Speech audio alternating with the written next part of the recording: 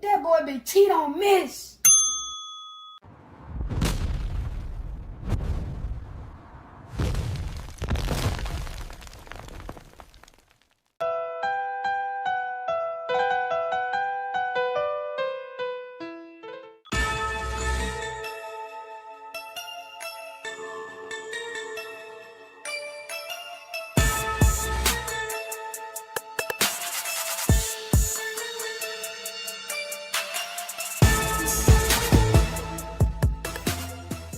Bang, bang, bang, boy, shit break. On the hard thing, out of Alabama, you can add Nick say. Hello everyone, it's the Black Barbie representing the Hit Squad all the way from Ohio. So please like, share, and subscribe. Yo. I done met a lot of niggas in my lifetime. You can't keep it real with everybody, my nigga. Everybody ain't solid, everybody ain't 100. For real. Stick to your motherfucking self. These niggas ain't what they say they is. Know that? Love. I do this shit for my brothers and everybody that done died for us. Niggas say they gon' ride, when the time came, they ain't ride for us. Hitting licks on some hot shit with the same click, it was 5 buzz. Niggas switched up like a bitch, say they'll die for you, but they lied to us. Make room for the real, all that other shit ain't got time for it. Mama still paying bills, till I get a meal, I'ma grind for it. Record labels all fake and gay, I won't sell my soul, I won't sign for it. Really cut from a different cloth, and new niggas only piss me off. Come around like they really down, but they only around if they mooching off you.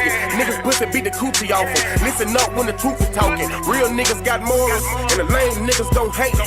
Rob, who take what? Bitch, I'm riding around with that K. Riding around with that long K. Fuck a Draco, yeah, it's wartime. We ain't doing no drive-bys. If you try mine, we knocking doors down. I ain't saying I'm the biggest nothing, but if we got a problem, I'ma handle that. Loud talk gon' get crunny smacked. Turn this fat ass to a punching bag. Niggas saying it's on go when they see a nigga. Well, bitch, I'm a lunching pad. Hot shit for you fuck niggas. All love for the real niggas. Even if a nigga went blind and got paralyzed, I wouldn't feel niggas. See the pain in my city eyes that they traumatized and they still getting it. Forever smoke on Mac bands, long live smoking bean. But most of all, the one that hurt the most, goddamn nigga took the king. Wake me up, I know it's all a dream, but this real life and I'm stating facts. If I said it, nigga, then I meant it, nigga. If it's out my mouth, I won't take it back. Rap niggas know what's going on. I'm the hottest shit since Tupac. I meant Tupac and I'm too hot. Nigga, you not, I'm a fuse box. Yeah, nigga, I control shit. Y'all ain't better than my old shit. Tell them folks on no shit, on oh shit, this bullshit. I done kept it too real, but never got it in return. It's fucked up how we live, well I guess it's what I gotta learn. And they ain't saying that I'm perfect, cause everybody got flaws. And they say the real in the graveyard or they locked up behind walls. The closer homie can be your biggest hater and I ain't trusting shit, not at all. They laugh at you when you fall, get mad at you when you ball. They come around like they really down with them niggas sour, cut them off. Stand alone on your own team, be a grown man, that's a boss. I'm only here to get it real. If I ain't done it, I ain't speaking on it. Wake them up, cause this real. You can't learn shit cause you sleeping on me. Own homie tried to steal from me. The same one that said he killed for me. I never trust another soul going down that road, I be done killed something. Taking food out my kids' mouth will be the quickest way I catch a bid for something. Understand you gotta live for something, or you gon' die trying to live for nothing. Every dollar ain't meant to be chased, my nigga. Be patient, it's really coming. You don't work, you don't eat. I'm grinding hard, losing sleep. I'm taking drugs to take the pain away, but somehow this shit getting weak. And the fact that niggas so quick to try you in these streets and thinking shit sweet. Niggas fast, they gon' fleet. In the meantime, I found my own grind, I got my own shine, and I spend my money on my own time. Bitch! I done kept it too real, but never got it in return. It's fucked up how we live, well I guess it's what I gotta learn. And I ain't saying that I'm perfect, cause everybody got flaws. And they say the real in the graveyard or they locked up behind walls. The closer homie can be your biggest hater, and I ain't trusting shit, not at all. They laugh at you when you fall, get mad at you when you ball. They come around like they really down with them niggas sour, cut them off. Stand alone on your own team, be a grown man, that's a boss.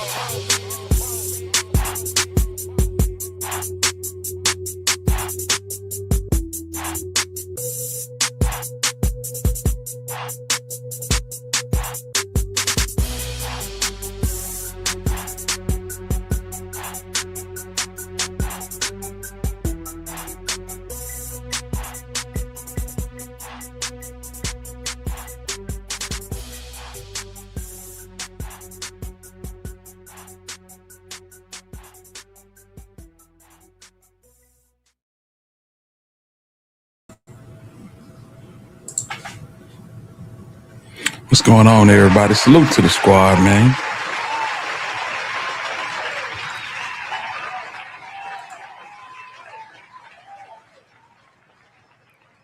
What's good, everybody? This your boy, the Alabama Hitter, and you are now tuned in to His Squad TV. Man, I hope everybody had a good Monday, man. I hope everybody well and, you know what I'm saying, safe and sound. We've been having some bad weather come down through here, you know. Straight line winds, no tornadoes. Damn near some tornadoes. Them straight line winds just bad, man. So, you know what I'm saying? I'm glad everybody's safe. Everybody, you know what I'm saying, put up and out the way, man. Real talk. We got Anissa in the building. What's up, Anissa? You caught us from the jump. I appreciate your family.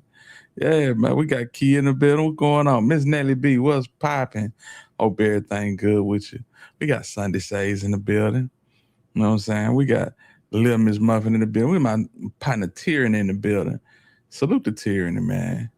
Yeah, man. Robert Hill, my dog from the A. I appreciate you, man. Man, if y'all hadn't already, hit that like button. We're just gonna get that out the way, man. Hit that like button and we're gonna get into a little content, man. Yeah, man.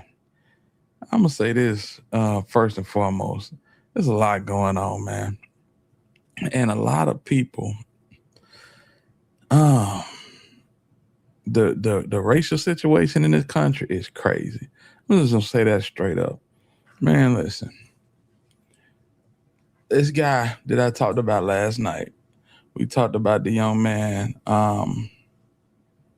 that went into the store named Cyrus Carmack Belton, right? He went into the store, 14-year-old dude, 8th grade, you know. Went in there, grabbed some waters, like he was about to, you know, take them with him or whatnot. And at the last minute, he decided against it and put the bottled waters away, put them back into the cooler. You know, whole time he got the wife of the owner of the store breathing down his neck. I mean, it's a classic situation out of Boys in the Hood or, you know, hurry up and buy it. Yeah, that type shit. Minister Society, you know. And once he gets ready to leave out the store, they try to restrain him, and he goes ahead and leave. Don't have none of their product or nothing. And he get to the edge of the convenience store, and here they come out the door, wide open. I'm talking about the owner, the wife, the son. You know what I'm saying? Chase this boy 130 yards. That's over the length of a football field, y'all. And gunned him down. Gunned him down, fam. 14 years old. This man's defense is that he heard his son say gun, and when he heard his son say gun, he started shooting. So you got a grown man, 57 years old, and you got a fully grown son in his mid to upper 20s, and y'all chasing down a 14-year-old. Just graduated the 8th grade, man. And, you know, we hear stories like that all the time, right?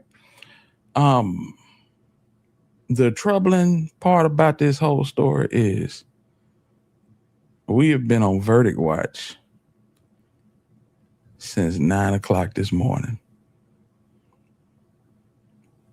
Since 9 o'clock this morning, squad. They will not return a verdict. This Rick Chow shot Cyrus Belton in the back. In the back. Bro was not a threat. He was not a threat. You know? He had a firearm on him, but he never used it. He never pulled it. When they went to talking crazy to him in the store, if he was like that, he would have pulled it. You know, get out my face. No. You know, and I done been that age, man.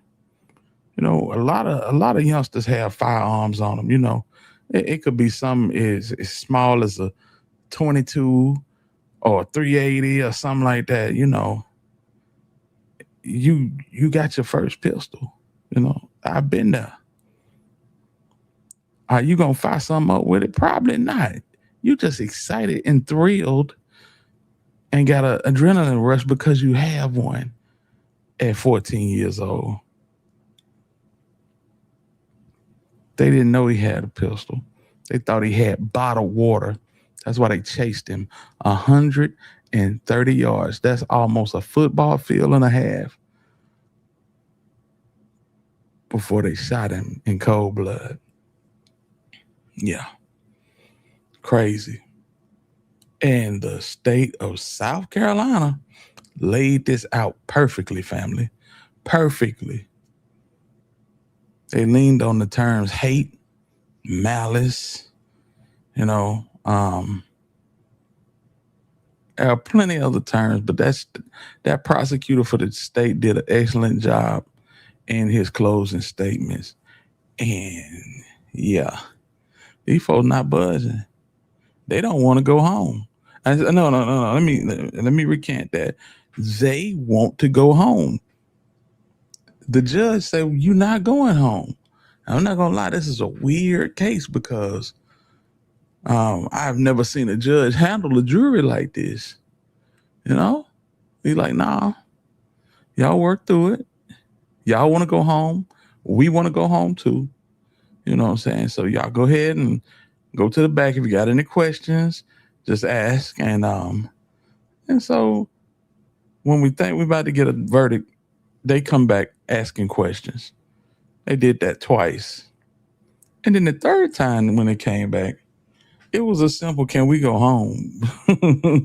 Like that, the judge and I already told you, y'all got to figure this out tonight. Tonight. And my whole thing is, what's so difficult to find out? What's so difficult to figure out about this? You know? What's so difficult about it? The man had nothing of value that belonged to you on his body. Why did y'all chase him 130 yards across the 2-lane highway and gun him down that way? Yeah, man.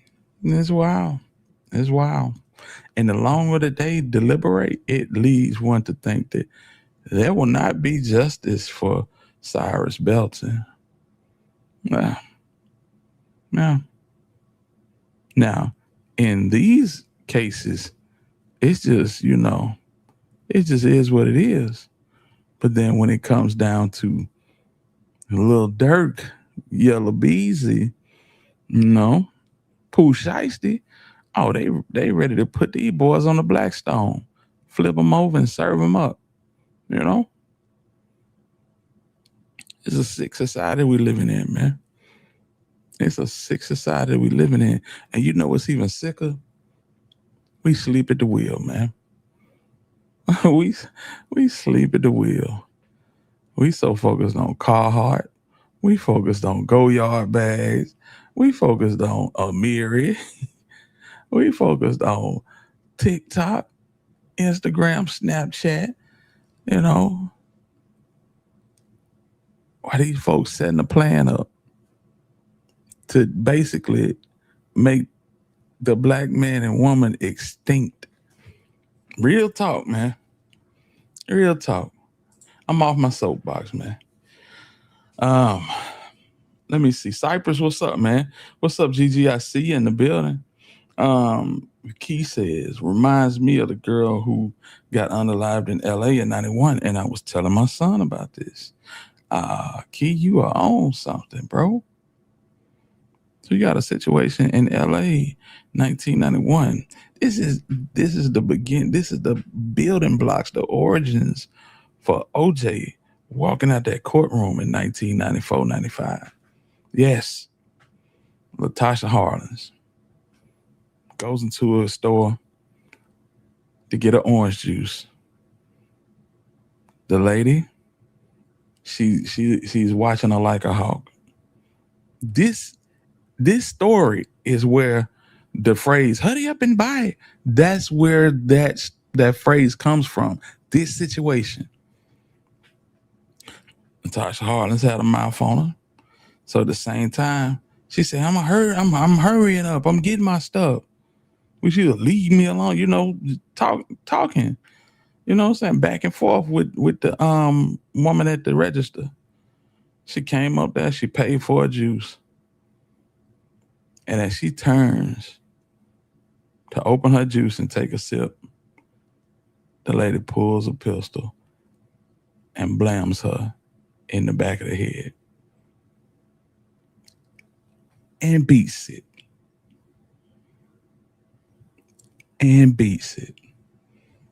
Yeah. That case, along with the Rodney King case, inevitably was the launch pad to getting OJ off in 95, because they had gave us 2 fucked up verdicts in back-to-back years. They didn't want another LA riot. Yeah. And OJ had a hell of a lawyer. He had Johnny Cochran. He had one of the Shapiro boys. He had a whole dream team. What bro name? F. Lee Bailey. He had a damn superstar dream team, man. Yeah. But in the back of them folks' minds, they like, do we make this man guilty and can't get out the courthouse because these folks rioting outside? Nah. In the same breath, these folks in South Carolina, they don't want to do nothing but let this man go. Rick Child. Let's see what we got going on, y'all. Y'all hit the like button, tap in. It's your boy Hitter, man. This is the case of Rick Child versus Cyrus Belton. They got it muted right now.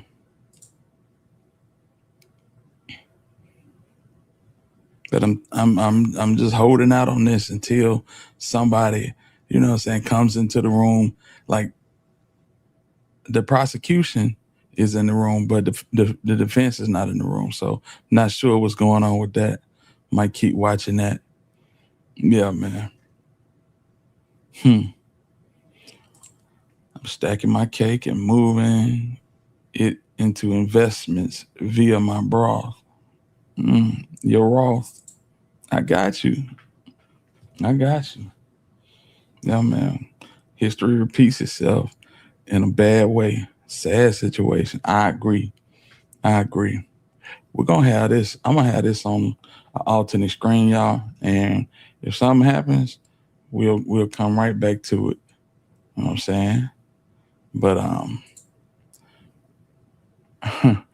in Frisco, Texas, they got the Carmelo Anthony case. Carmelo Anthony, and I put him on the thumbnail in his football uniform because when first mentioned on Dallas News, they said that Texas team stabs and kills a student athlete. You have to listen at how they present any and everything. Both of them were student athletes. That's why I put Carmelo Anthony on the front of my thumbnail with his football uniform on. They were both student athletes. They were both track athletes. Why did he have that knife there? I can't explain it. Last I checked, they got 600 jurors, 600 that they're going through and they vetting for this case. They bringing Rick Child back into the courtroom. Before we go to Carmelo Anthony, we gonna check this out, y'all. Y'all hit that like button. And I know this ain't, our normal, happy-go-lucky, a lot of laughing. But man, this is, all of this shit is going under the radar, man. Under the radar. Cheddar, what it do? You know what I'm saying? What about the young man in Atlanta? Yeah, the young man in Atlanta was found deceased 3 minutes away from the target. I believe his partners that left him think they did it to him, and they made the story up. I think they did that, Nessa. Yep.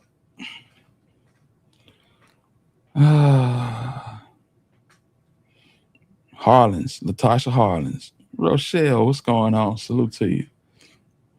Yeah, Latasha Harlins, man. Absolute disgrace, man. Crying, a shame and a disgrace. My mom used to say. So it looks like they may have something.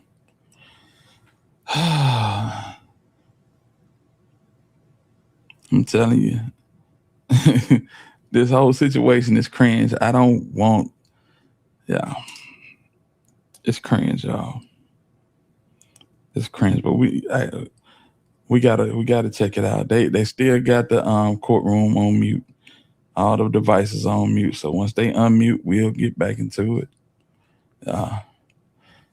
Yeah. Thanks, that I wanna look that up. Yes, indeed. The cycle of events that happened in Los Angeles, in that short time span, y'all. Very short time span. That's Hurry Up and Buy It right there with the Chinese Bob. Yeah, that's Rick Child's wife. Yeah. She was breathing down little bro neck when he was at the cooler, the water cooler, not the beer cooler, not the wine cooler, the water cooler, bro. Crazy work, man. Crazy work. Yeah. I'm ready for them to unmute this, man. Everybody that's in the building, if y'all ain't hit that like button, hit the like button, and we're going to get into it. The guy in the pinstripe suit closer to the camera is the state's attorney. He laid out an excellent closing remarks and very convincing, very convincing. They're going to find him not guilty. In my opinion, they don't even have secondary charges to get him on. This is disgusting. Yep. I must say so myself, homie. I must say so myself. All right, I understand, ladies and gentlemen, we have a verdict. We got a verdict, y'all. Now, again, as I cautioned everybody earlier, there aren't going to be any outbursts or anything of that nature. If so, you'll be removed from the courtroom. Like I said earlier, I appreciate everyone being respectful throughout the past week of one another, even though there are a lot of emotions in this case, and everybody sits at two very diametrically opposed views on the case. But again, not going to have any outbursts, anything of that nature. If so, you'll be removed. All right, bring us to jury, please. Yes, sir.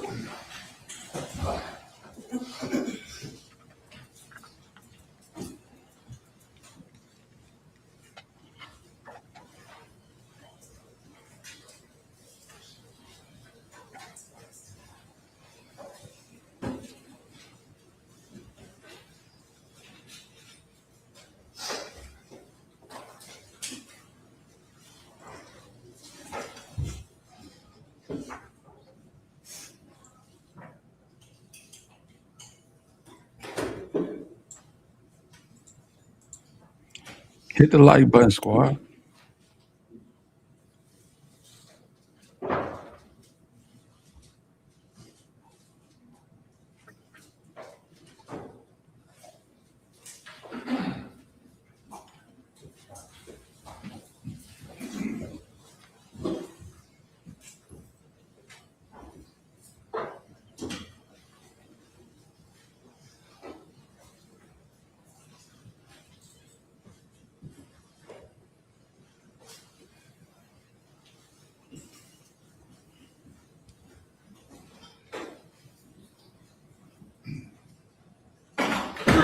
Your Honor. All right, man, poor lady, I understand you reached the verdict. Yes, Your Honor, we have. Can you please hand it to the bailiff there?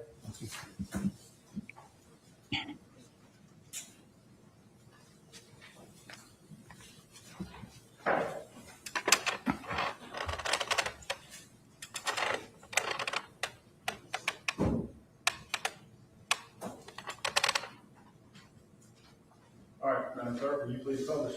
Yes, sir, Your Honor.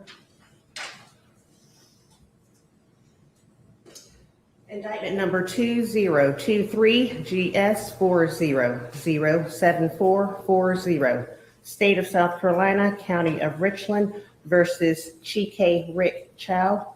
We, the jury, unanimously find the defendant Chike Rick Chow as to the charge of murder not guilty. Man, File what number the 302, foreperson, June the 1st, 2026. Madam Forelady, was this your verdict and the verdict of the entire jury? Yes, ma'am, it was. Thank you. Anything from the state? You like to poll jury on? Madam Forelady and ladies and gentlemen of the jury, I'm going to ask you 2 questions relating to your verdict. Please answer yes or no to each. Number 302, was this your verdict? Yes, it was. Is it still your verdict? Yes, it is. Number 2, was this your verdict? 257, Yes. is it still your verdict? Yes. Number 63, was this your verdict? Is it still your verdict? Yes. Number 208, was this your verdict? 208, is it still your verdict? Number 226, was this your verdict? Yes. Is it still your verdict? Yes. Number 329, was this your verdict? Yes. Is it still your verdict? Yes. Number 222, was this your verdict? Yes. Is it still your verdict? Yes. Number 164, was this your verdict? Yes. Is it still your verdict? Yes. Number 21, was this your verdict? Yes. Is it still your verdict? Yes. Number 204, was this your verdict? Yes. Is it still your verdict? Yes. Number 232, was this your verdict? Yes. Is it still your verdict? Yes. Number 259, was this your verdict? Yes. Is it still your verdict? Yes. The jury's been told, Your Honor. Very good. Anything else? Not at this time, Your Honor. We just like stop post trial motions from today. So we feel those. 10 days for any further trial motions you may have, anything from the defense? Okay, thank you. You can return to your jury room. I'll be right back there to you. Regard to thank jury.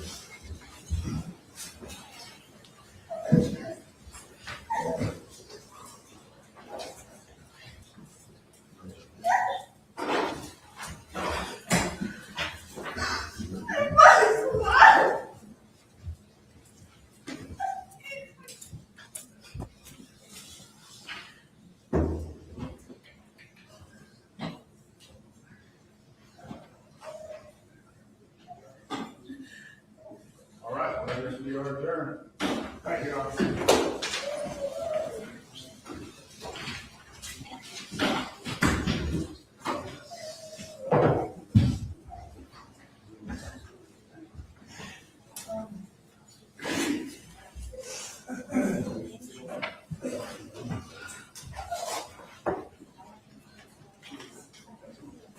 Y'all remember what I was talking about last night about the gray area? The gray area always rears ugly head. The gray area rears its ugly head and it feeds into the narrative of people that always or already have a stereotypical thought in their head about what we are, who we are, and how we built, you know? Yep. Oh, he had a gun. He had to be up to no good. He had a gun. He had to be up to no good. You know how mischievous kids are? I look at this and I don't see nothing but my son, man. My son is a little bit darker, a little bit thicker than this young man, a little bit taller.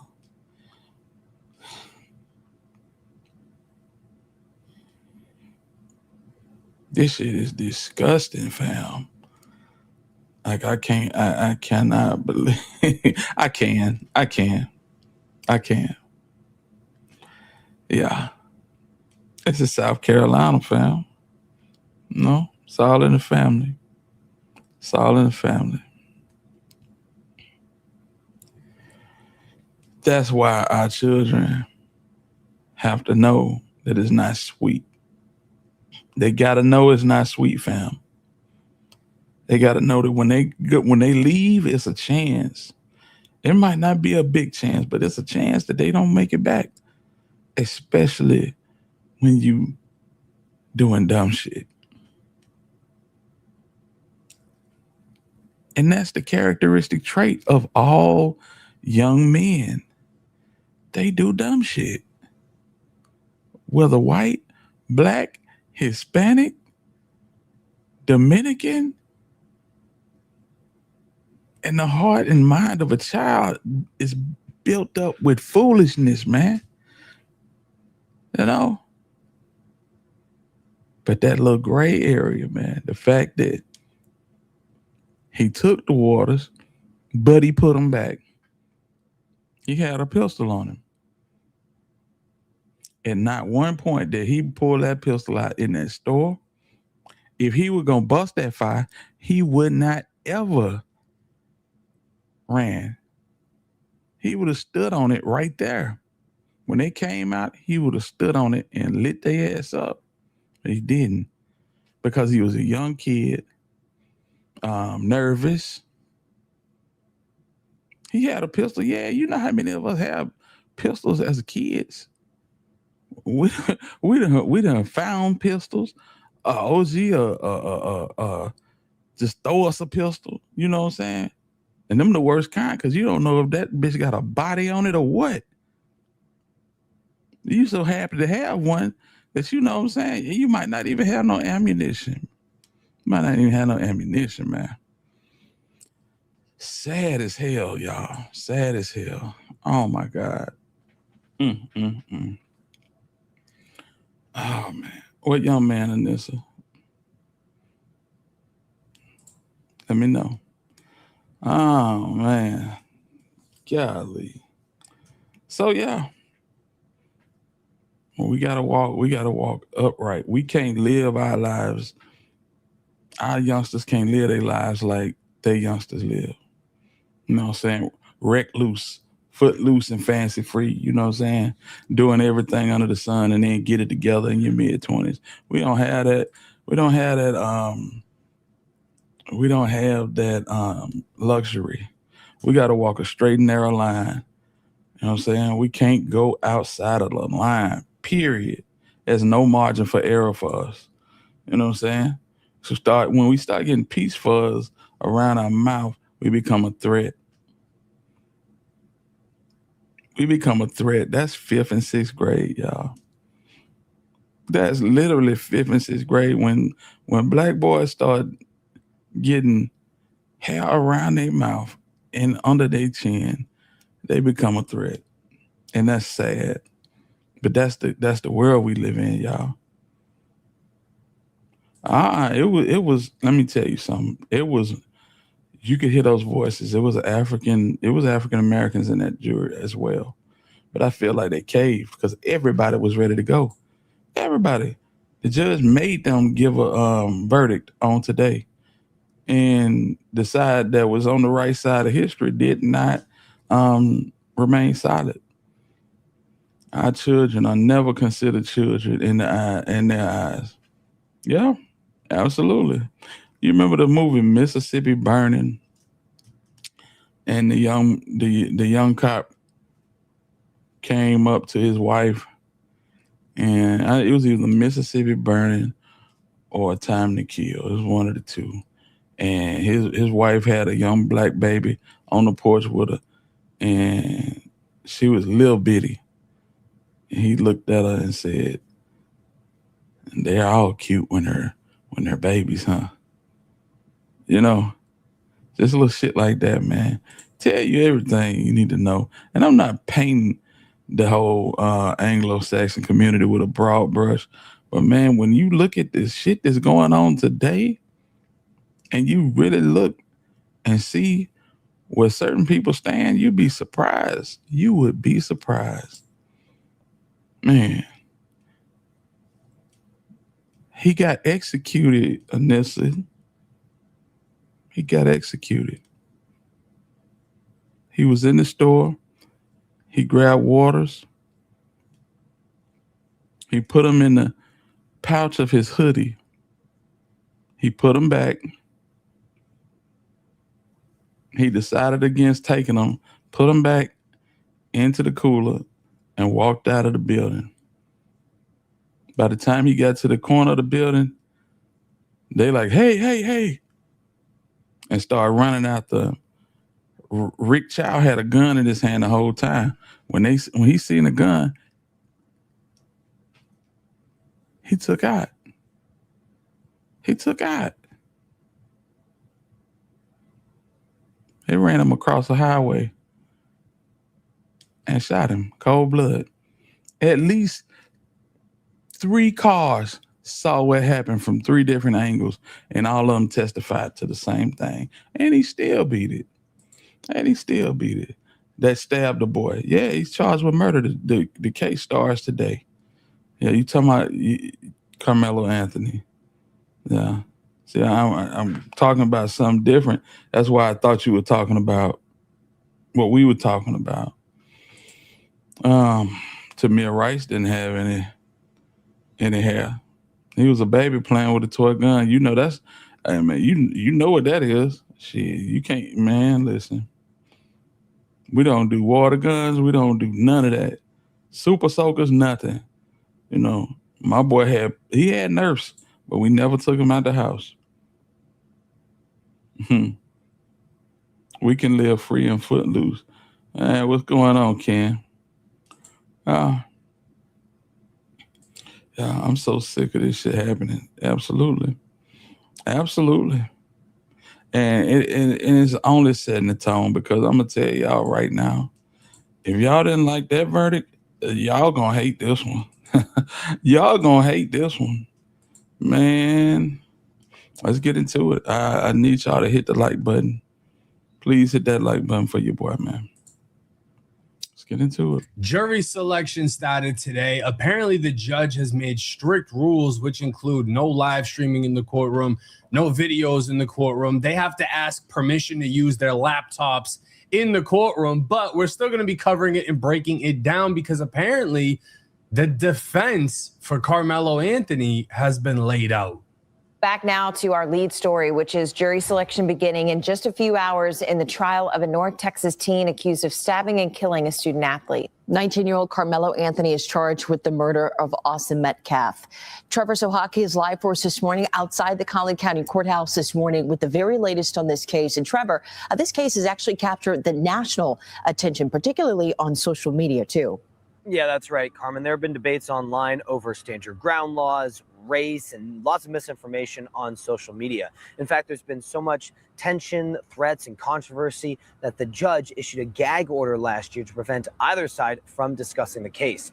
Now, police say this stabbing happened at a Frisco ISD track meet in April of last year after a verbal confrontation between Carmelo Anthony and Austin Metcalf. A witness told police that Anthony came over to Metcalf and others in a tent on the bleachers. The 17-year-olds went to different schools and didn't know each other. Metcalf told him to leave. Then Anthony reached into his bag and said, "Touch me and see what happens." One witness said Metcalf touched Anthony, and another witness said Metcalf grabbed Anthony. Police said that's when Anthony pulled out a knife and stabbed Metcalf once in the chest before running away. Metcalf was taken to the hospital where he later died. Anthony was later arrested and charged with murder.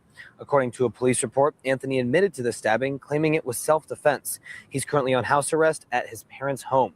Now, jury selection will begin at 9 this morning. Collin County District Judge John Roach is not allowing any live streaming of the trial inside the courtroom, but we will have a reporter inside that room at all times. We'll bring the very latest updates as they come in.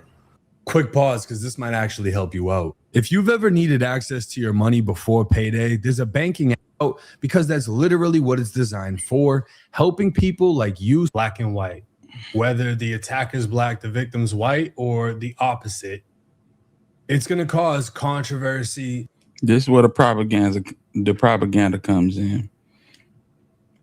I was upset that the judge did not allow cameras in the courtroom, but it's probably for the best. There was a female judge originally over this case, but she recused herself due to death threats. You know, now we got a male judge, and he not even letting people use laptops in the courtroom. It's wild. And division throughout this country. It always does. And a lot of people have come to Austin's, I don't necessarily want to say defense because he's no longer here, but a lot of people sympathize with the victim. And a lot of other people sympathize with Carmelo, saying this was actually self-defense. Now, I covered this case a year ago, and I titled it The Case of Carmelo Anthony, Lies, Race, and Deceit. And we'll just play a little bit of this just to show y'all what it was then.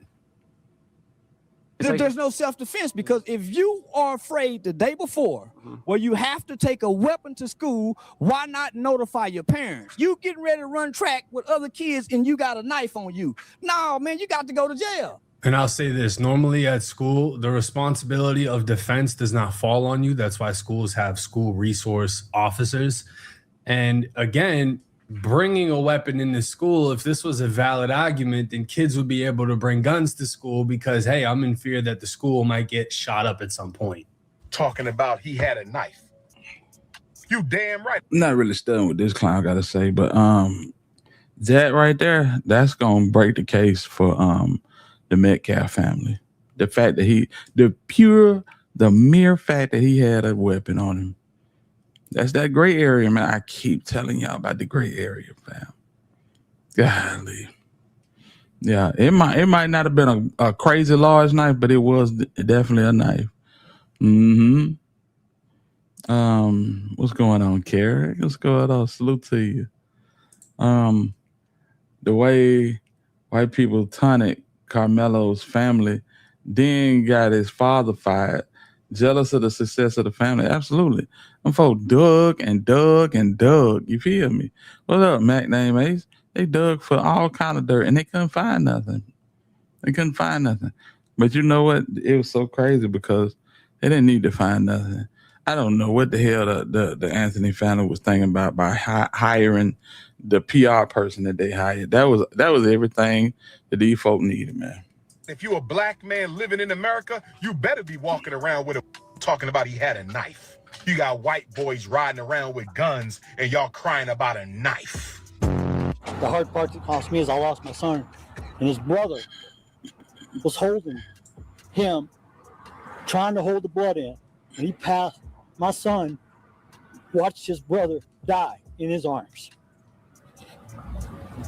I need a break. Oh.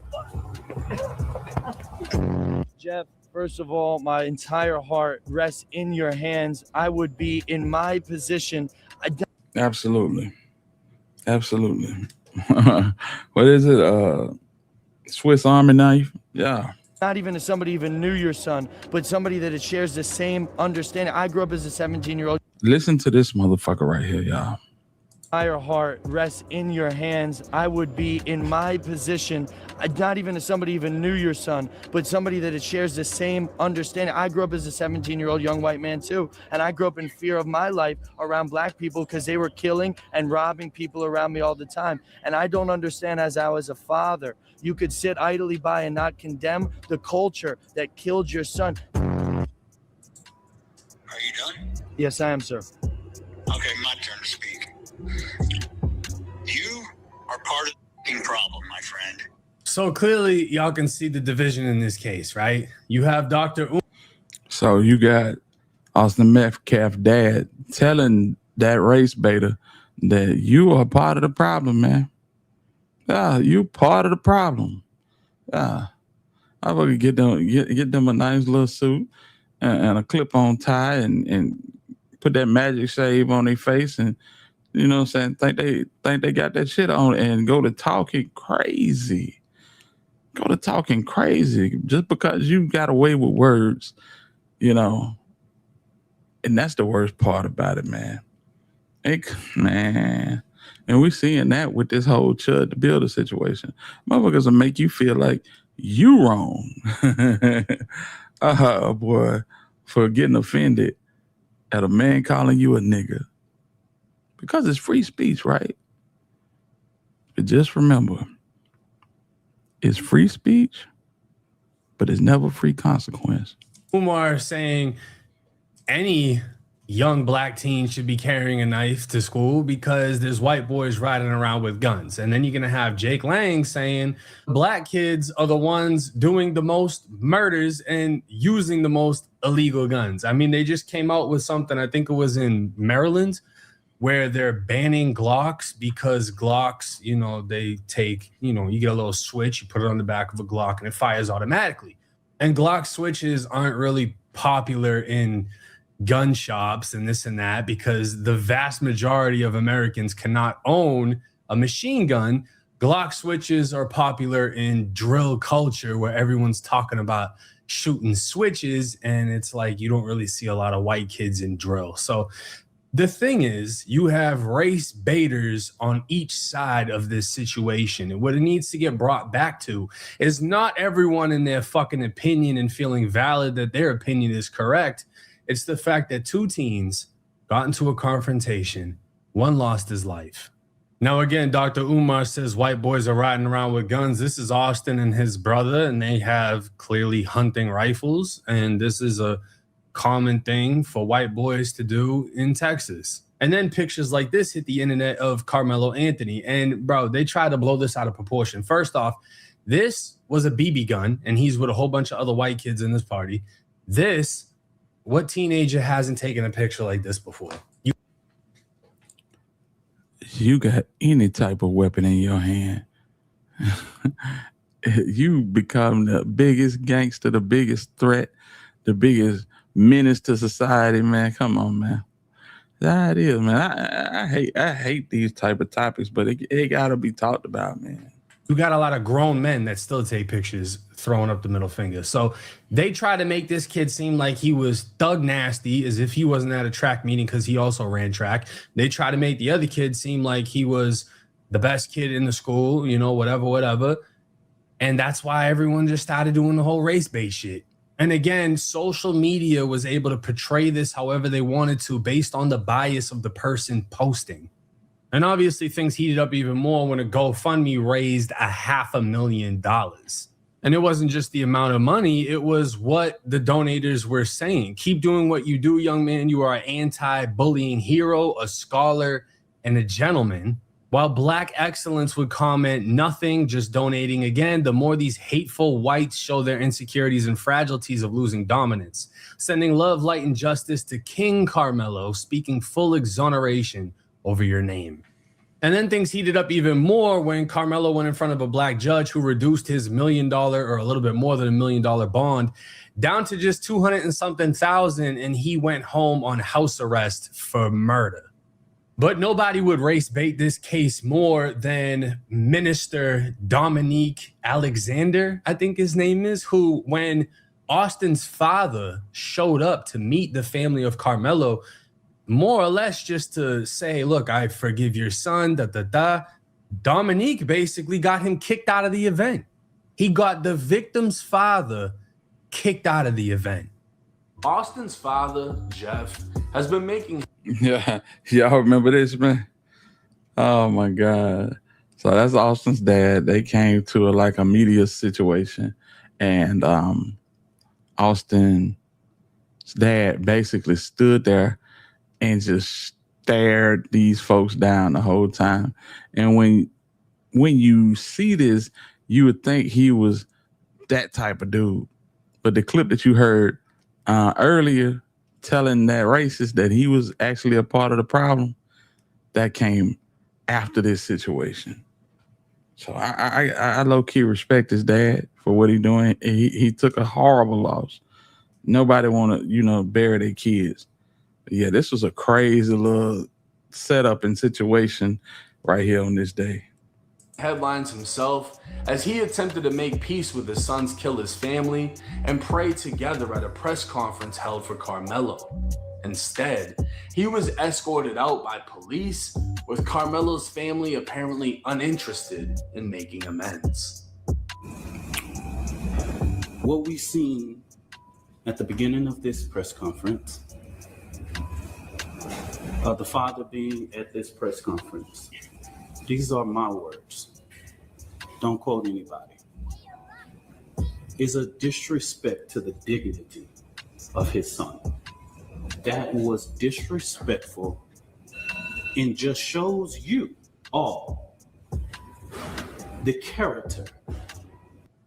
Now, these are Carmelo's parents. They look presentable, they look well dressed, but this fake fucking ML. Why would they not? Bitch. One thing that you don't look as presentable without that ink on your neck. You know, don't judge, family, because we don't judge you. I don't like that. I don't like that. Okay, right here is a whole bunch of bullshit. Because this man who calls himself a minister and an activist and all this other extra shit, looking at his criminal record, he has felony injury to a child, forging a check, leading police on a high-speed chase, stealing a car, falsely claiming a car was stolen, offensive physical contact, probation violations, felony theft, felony assault causing serious bodily harm, misdemeanor assault, continuous violence against family, theft. Yeah, so he's a bad man. And he had this whole little situation that he created, I feel like, exclusively for this whole situation, called the Call to Action New Generation Network.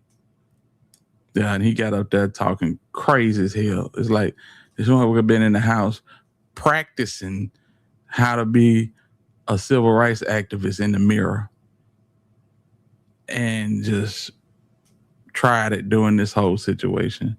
Yeah, it's bad, man.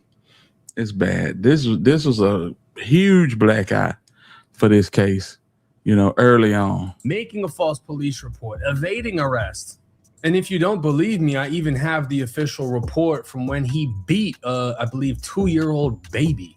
The baby was in the intensive care unit when he was examined by the doctor. The baby had a subdural hemorrhage, blood around the brain, between the halves of his brain and at the sac of the brain. He also has retinal hemorrhages in both eyes, which is bleeding in the eyes. These types of injuries are seen in trauma with rotational forces. The severity of his injuries. Listen, I'm going to say this right here. This guy is a scumbag, Dominique Alexander. But I'm going to say this, and I'm going to say it one time and one time only. If he don't read off Austin Metcalf's father's charges, y'all already know what this is, man. Y'all already know what this is. This is a narrative being painted, you know?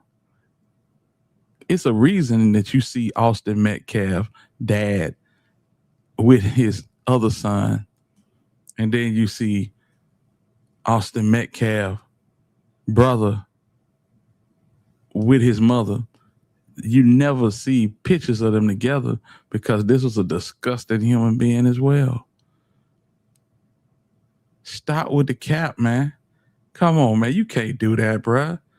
I hope he talk about it. I ain't seen this whole video. Is not consistent with rolling off the couch, which is what the minister said happened. The injuries are acute and likely occurred around the time that complainants started to have symptoms like being unresponsive. Without more adequate history of trauma, complainants' injuries are more consistent with abusive head trauma and child abuse. The child was 2 years old at the time of this offense. So this guy became a fucking activist when he was the one actively beating kids, beating women, committing crimes, this and that. And of course, he's just going to blame it on the fact that he's black. He never actually did any of this shit in his mind, I'm sure. But in reality, on paper, this is the type of piece of shit he is. So he is trying to represent Carmelo Anthony, which set off a chain reaction of people reacting even worse to this. And of course, he tries to take advantage of the Carmelo Anthony case, represent Carmelo and their family, when in reality, he's a piece of shit. Profile Dallas civil rights activist. See what I'm talking about? You got all the low on the Dominique Alexander motherfucker. Let me see. This shit halfway over with. I need you to expose Mr. Metcalf as well. Coming in there, bitch looking like Clint Eastwood, staring these folk down at the press conference. Yeah, talk about Clint, bro. Talk about Clint. Don't get caught up in this racial shit, Jake. You know this ain't your strong suit, bro. People already mad at you for making a mint off of black culture, man. Yeah. Paula Hall, OG Black Barbie, positive vibes. I see y'all. Salute to y'all. You know what I'm saying? Salute the young in the building as well. I see you, V. Dominique Alexander being accused of domestic violence. Yeah, Alexander has a history of violence. Fox 4's Ashley Fredas joins us live with the very latest on these charges. Ashley. Tim and Hannah, good morning. Yes, Dominic Alexander is in jail this morning on 2 counts. One is aggravated assault, the other aggravated assault, serious bodily injury, family violence. Now, one is a felony, the other is a misdemeanor. Yesterday, he was arrested and charged. Alexander has a history of violence. He was convicted of shaking a 2-year-old baby in 2011 and received probation. He was arrested in 2016 for violating that probation. Then in 2017, he was arrested in Denton on a theft charge. Alexander is a well-known activist in Dallas, protesting several high-profile police shootings, including this past year against former DPD officer Amber Geiger. He was also part. So this is my thing, right? He beats women and kids. He doesn't have a male victim in any of his cases from what I've read. He beats women and kids, and then to get the attention off of the type of man he is, he puts himself in the situations where he grabs a mic, a loudspeaker, gets in front of people, and he speaks out on people that have been shot by the police because he knows that he can use the rage the community is feeling to make himself appear like a better person. Oh, I'm doing this for the community. I'm doing this for the community. Meanwhile, he's causing hell in his own household. So there are many reasons why this case has reached the level of publicity that it has. A lot of the people involved. I damn near forgot this was about Austin Metcalf. I legit thought this was about Dominique Alexander. I ain't gonna hold you. I swear, I thought this whole little situation, this whole however 22-minute situation was about Dominique Alexander. Well, 1090 Jake really showed his true colors on this one. Have their own ulterior motives. A lot of people are using this to just spew their own racist or prejudiced views against each other. Again, another situation causing division, but apparently a possible defense method has been released that Carmelo may be using in an attempt to beat this case. Attorneys for the Texas teenager accused of fatally stabbing a 17-year-old at a track meet are likely to focus on the size difference between the two during his murder trial. Carmelo Anthony, 19, was charged with murder after Austin Metcalf bled out in his twin brother's arms during a track meet at a stadium in Frisco, Texas. Anthony and Metcalf, both 17 at the time, had gotten into a confrontation during a rain delay at the sporting event after Metcalf called out Anthony for standing under a tent that did not belong to his school. They exchanged words before Anthony allegedly pulled out a knife and stabbed Metcalf. He fled the scene but was soon tracked down and arrested. Anthony, whose family launched an online fundraiser to aid his legal battle, has pled not guilty and is claiming self-defense. During his trial, which is set to begin on Thursday, Anthony's defense team could possibly zone in on their client and Metcalf's contrasting sizes as a way to prove self-defense. Anthony is 5'9" and weighs 130 pounds, according to the arrest report, while Metcalf, who played football, was 6 foot and weighed 200 to 225 pounds. You see that? Metcalf, who played football, that's why I put Carmelo Centennial football pick on the thumbnail. Because these folk act like this man was just a vagrant. He just wandered onto the campus of this high school and poked up a bunch of Anglo-Saxons for nothing. Nah. That shit wild, man. What's up, Syke? Hey, man, you know, in Texas, if it ain't white, it ain't right.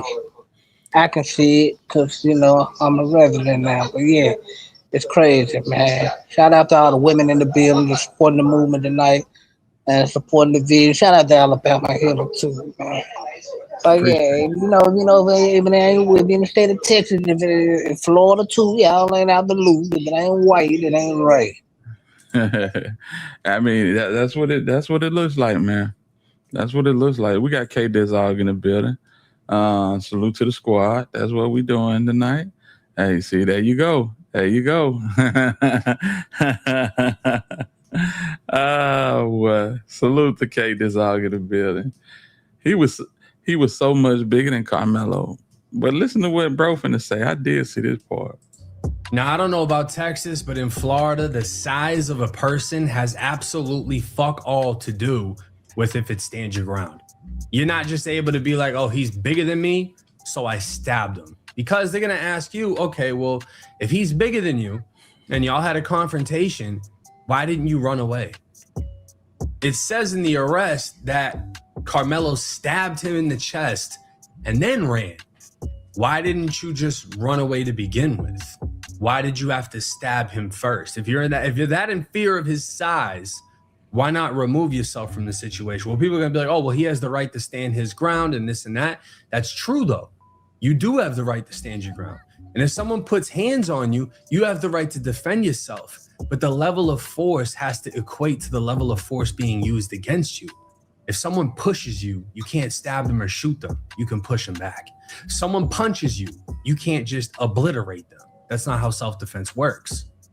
Now, his attorney also said that the self-defense argument could stand up in this case, even though Anthony was allegedly the only one with a weapon. The question is, what's a weapon? Case law has said that a shoe can be a weapon. Your hands can be a weapon. A bottle can be a weapon, the lawyer told the Morning News.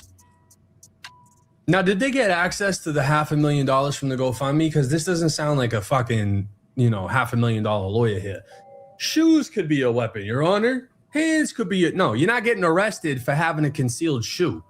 You're not getting arrested for having automatic hands.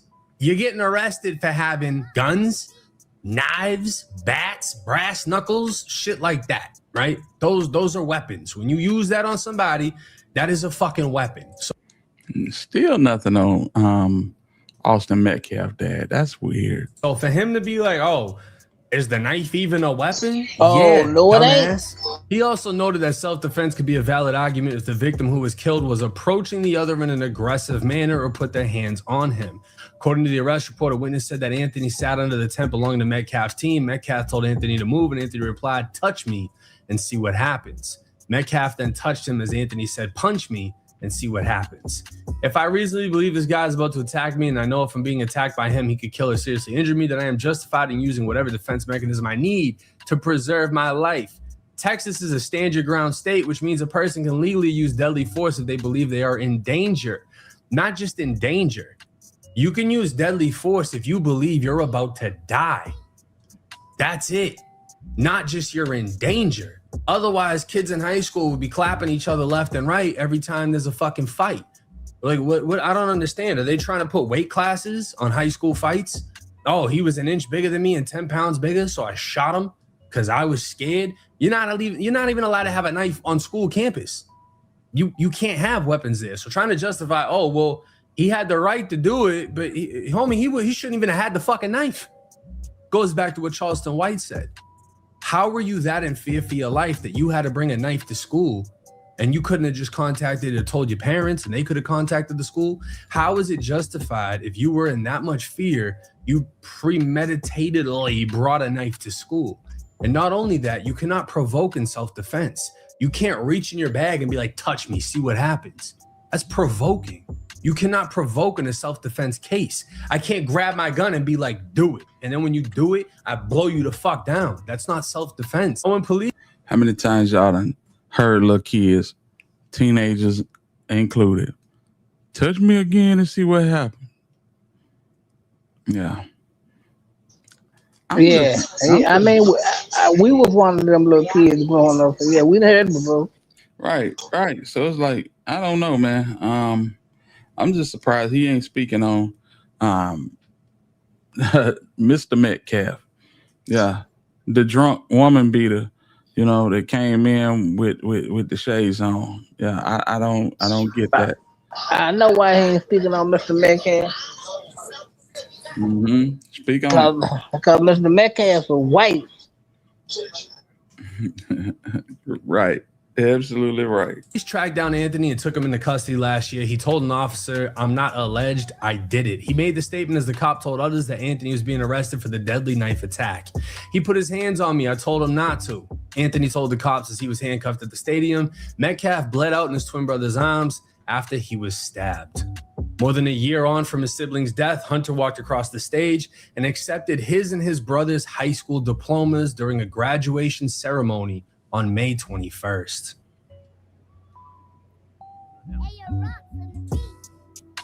Y'all watch this. Hunter Metcalf will accept the posthumous diploma in honor of his brother, Austin Metcalf. Now, I want to immediately point this out. Black woman here, there's another black girl here, there's a black guy here, there's a black employee here. Watch this. Diploma in honor of his brother, Austin Metcalf. Look at how many black people are clapping and supporting him on the behalf of his brother. This girl right here, she's happy. He shouted out for him. He was clapping. They're all black. So you can't say this is entirely a race thing. It's not. It's a matter of what's right. You a goddamn lie. Everybody ain't making it a race thing. Y'all making it a race thing. The fact that you just sit up here and dug up this spokesman, PR person entire past, but you did not pull up nothing on Mr. Metcalf. Matter of fact, the only thing you said in reference to Mr. Metcalf is he came to make peace and to forgive the family, and they wanted none to do with it. Well, I tell you, see, this is why ain't no cameras in that courtroom.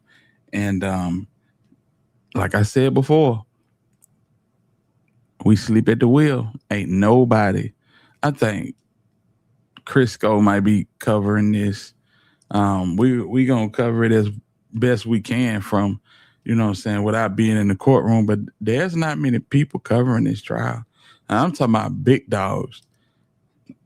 Ain't many people covering this trial. Everybody that I seen that did a video on this Austin Metcalf, Carmelo Anthony trial were white people.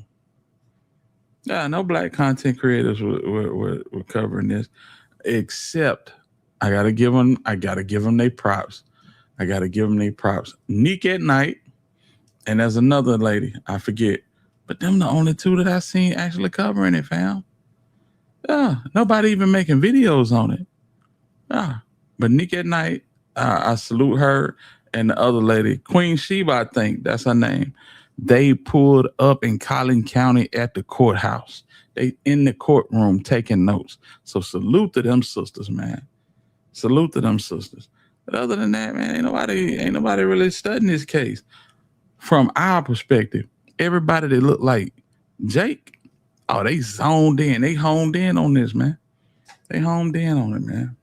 And what's wrong? You're going to have people supporting things for all of the wrong reasons. You're going to have people who, if he deserved it or didn't, automatically support or denounce him based off of his race. That is the problem here, because clearly in this crowd, you can see a group of people who are clearly black supporting him for taking that diploma on his brother's behalf. Listen, the defense lawyer for the case we just watched, where Rick Child was exonerated, was black. That don't mean what the motherfucker did was correct. Come on, man. And this is the game that a lot of people play. They go in and they like, look, there's a black. They're not complaining. Why are you complaining? Why are you so angry? Why are you so frustrated? They've been doing this since the beginning of time, fam. Since the beginning of time, since 58, when Malcolm X would be on NBC and they bring 5 white folks up there to just grill him and try to prove he was ignorant. You know what I'm saying? And then they'll bring up somebody from, you know what I'm saying, from our that got melanin in their skin that don't have the same opinion as Malcolm X to debate with Malcolm X. You know, this shit is as old as the wheel, man. Yeah. Black Barbie said, hey, Hitter, KD is Sipe, GG, Little Miss Muffin, Positive Vibes, and Mac Name. Salute to y'all. Salute to So what poppin'? Yeah, we finna finish this shit right here. And that's why all these race agendas need to stop. And listen, hit the like button. Hit the like button. And if you can, donate to the channel. You know what I'm saying? If you don't like me asking for donations, keep it to yourself, please. Keep it to yourself, please. Yeah, keep it to yourself and still donate. Yeah, we had a motherfucker jump the fence last night and said I would do a number begging for donations. I swear to God, YouTube tell us to do so. What the hell I'm gonna do? Sit up here and just present content and narrate the whole situation and not ask for somebody to give me a tip. You know what I'm saying? Help me support the channel. Come on, man. Motherfuckers is crazy and they weird. Motherfucker done created 3 profiles, and I hope your bitch ass in the bushes. You done created 3 profiles just to hop the date and come in this motherfucker. You know what I'm saying? I apologize. And then went on my partner channel and went on Cyber's channel and said I didn't say nothing because I knew Hitter was gonna try to show out for his people. Ain't nobody showing out or doing a bitch ass thing, man. I don't govern myself like that, but you pulled me out in that water. You pulled me out in that water, and I just want to let you know, if you create 50 accounts, do not come back over here. We don't need you. You said the content weak, fine. Find somebody with some good content. Because it's at least 50 people in here right now that's enjoying the content. That's all I'm saying. Don't come for me, home. I'm sick of that shit, bro. You weird. You weird. This shit is almost like stalking at this point. But I'm done. I apologize to y'all. Man. You good, bro? Yeah, I'm good, man. You know what the hell I'm talking about, bro. I know exactly what you're talking about. That shit weird. Yeah, that nigga, man, little bobo. But anyway, show must go on and roll with it.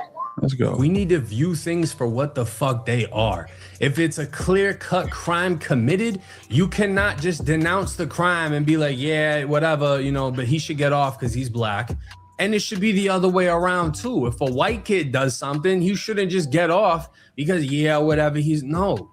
It has to be respected both ways. Otherwise, these fucking examples of division are always going to keep popping up, and it's going to cause racial tension. But seeing everybody that was clapping for him, that's a beautiful moment. And it just goes to show you that, no, everything in this world isn't as black and white as we think it is. You do have people that support each other, regardless of race. You do have people that sympathize with each other. Man, listen. Where it counts, it's black and it's white. I swear to God. And I got some white folks. I got some white folks that I deal with that I absolutely love. But in the rooms where it counts, it's absolutely black and it's white. I used to sit back and think that it was rich and against the poor. I really thought that. I said, with Trump, he ain't feeling no type way about black folks. He is all for the rich people versus the poor people. He don't care nothing about the poor people. He gonna make sure the rich people stay in power and keep their bag. I could have not been more wrong.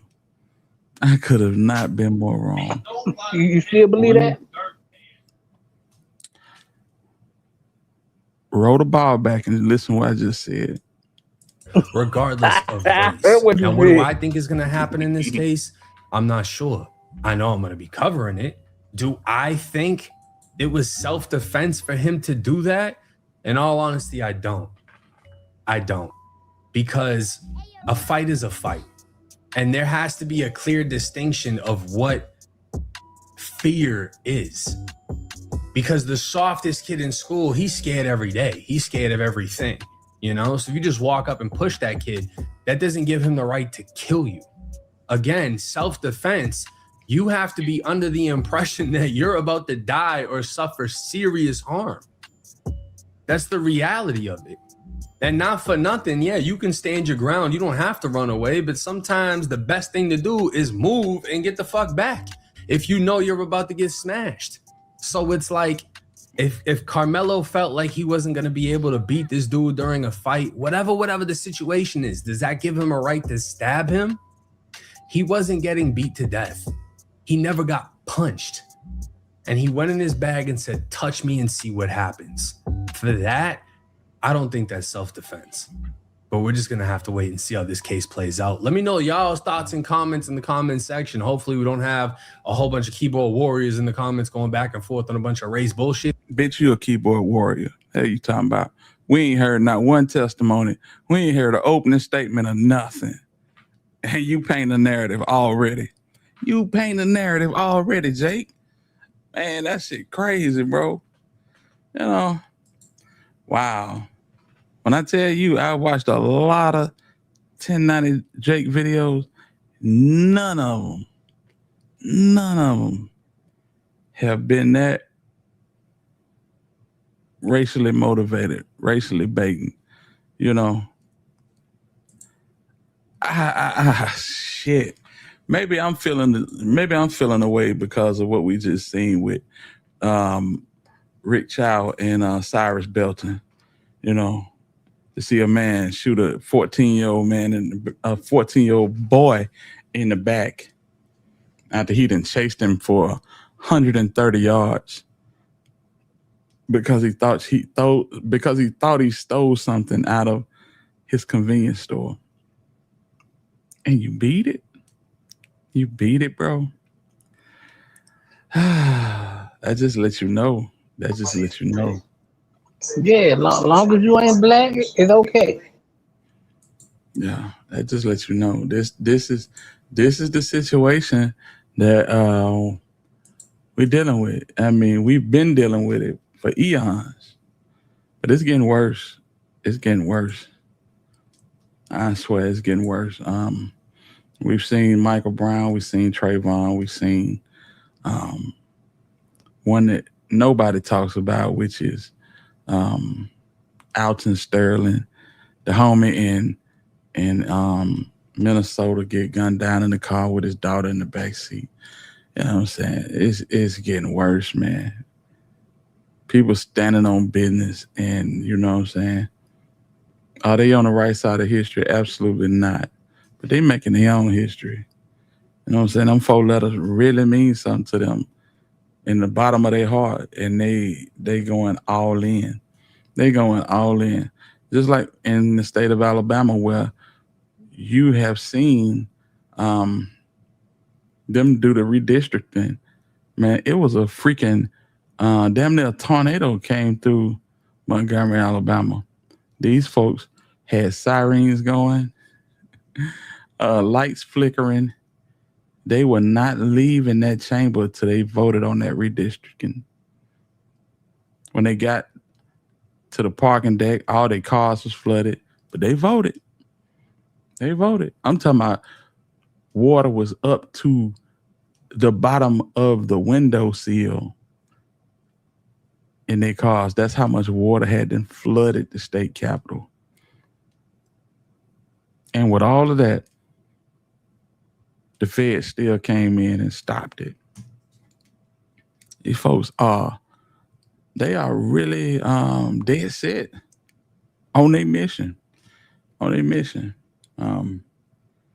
I heard something from a young lady. She said a lot of people are feeling like they're doing this so they can have a smooth run in the midterms. She said, I don't think so. She said, I feel like this is a situation where you're trying to stack the deck so you can have a 2/3 majority. See, when you got a 2/3 majority, you can change the Constitution.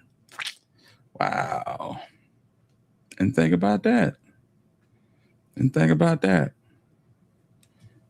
A 2/3 majority. Yep. We've been in here, I mean, last year before last, and folks was in the comments say, Hiddle, what you think about Project 2025? I was like, shit, I had to look it up. I ain't gonna lie. I seen bits and pieces of it, never really studied it. But hey, whatever it is, it's here. And it is reared its ugly head. They shouldn't have touched him. Yeah, he shouldn't have touched him, man. Boy, I tell you. Now, I guess we'll move on to something a little bit lighter, family. Sauce Walka. Sauce Walka, man. Let me tell you something. I like Sauce Walka, but anytime that you do nothing, and I mean absolutely nothing, but date outside of your race, there's something wrong with that. I mean, there's something wrong with that. Ain't nothing wrong with dating. Not really, because I used to do it. Exclusively? Yes. Especially when I was living in the panhandle. Yeah, I didn't want none of the white girls. That's all I was for. Yes. Let's get into this content. Salute to Cypress TV in the building, man.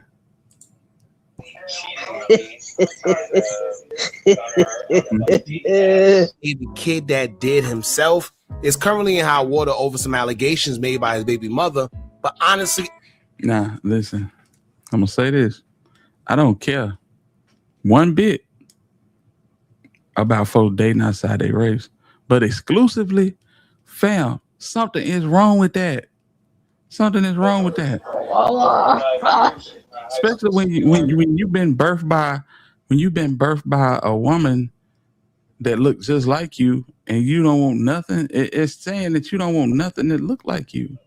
No, that's not what they're saying. So what is? Break it down for me, and I'm dropping a link for the homie too. It's saying you just trying something different. Exclusively? See, you said exclusively. If you trying something exclusively, you're not dibbling and dabbling. You converted. Right. I did convert, but for a minute, my daddy did the same shit. Where's the love gone? I swear. Man, my dad was a natural whole agent. He used to criticize me about dealing with outside of my race. Ain't that fucked up, though? Yeah. Cornelius, what's going on, man? It's mental illness to only date outside. I mean, yeah. And my homie asked for the link, and I'm gonna just, listen. I ain't got no problem with nobody marrying outside their race. But when you and Rainwater, he's similar to it. He don't want nothing but some Mexican. He don't want nothing but some Mexican, bro. That shit crazy. What's up, Cornelius? What's wrong with that? It's not committing a crime, and then you just want what you want. Right. It's not committing a crime. You're right. You're right. Oh, is it? Okay, well, let me ask you this. Since you see the problem, if a brother today that's exclusively outside their race, do you still the same way when women do it? Yeah. What the girl name? What is her name? Michelle K or whatever her name is. Y'all know what I'm talking about. K Michelle. Hold on, Mac Name Ace. What's up with it, bro? How you doing, man? What it do, man? I'm good. Man, What's up, y'all? What's up, I need you to add to this, man. Ace, what it do, man? I need you to add What to it it. do? Straight me out. Straight me out, Ace. I mean, it's just like this. Like with me, I like them all, but it's like, you know what I'm saying? You always gotta choose what's real and who gonna be by your side, no matter what skin tone they is. You know what I'm saying? But when you do step outside, you gotta represent. She gotta represent. You gotta represent. because it's Right. already like, so you know what I'm saying. When you see us, it's gonna be like Adele and her husband type shit. You gotta Right. it can't be.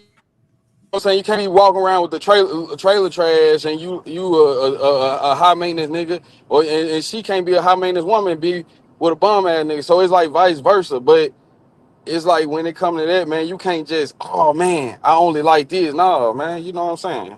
Cause it's some Right. like that. You know what I'm Yeah. saying? You got the preppy frat boys that polo down with the Jesus sounders on with the knee high shorts. It's a different. You know what I'm saying? Right. Right. It's a different. And when you lose and don't, when you forget who you are, that's when it's a problem. You know what I'm saying? Right. Right. And Absolutely. don't be dating no typical get out looking white girl. Yeah. Skin and bone. Yeah, I'm just saying. She can't be Skin and Shout out to bone. typical. the shout, If you do, shout out to the it, skin and it, bone, man. man, shout out to the women, man, but shout out to the sisters for real, man. You know what I'm saying? Shout out to the brothers, because we got to stick together. You know what I'm saying? But you know what I'm saying? But I got to go to the BET Award to catch me one. You know what I'm saying? They keep it a buck. I got Let's to spin that shit. I got to Yeah. spin that shit. You know what I'm saying? You know Let's what I'm go. saying? Man, I Mm-hmm. know how it is. Shout out to the sisters, because they gonna come with a higher maintenance fee than that white girl. She gonna need some weed. She gonna need some more stuff, a whole bunch of stuff. So Right. Right. Some guys aren't strong enough. they, hey, Exactly. hit her. Mhm. Our sister more high maintenance than any. Yeah. I mean, Hey, I'm gonna say we we this: we our sister we ain't saw. none high maintenance like our sisters, man. I Hey, don't know. No, I wouldn't get nothing in the world for them. That's just me. Ain't nothing like But that black I woman, mean, man. I And mean, you know I what yeah. I'm mean, saying? Shit, we come I from a love them, black but it's woman. okay. It's They okay to very try some. fruitful now, and they rare. Our sister becoming rare. That's what people ain't talking about. You know what I'm saying? And then when you of age, people come with kids and a package, and you know what I'm saying. So, you know what I'm saying. I got another one away. Hoping she a girl.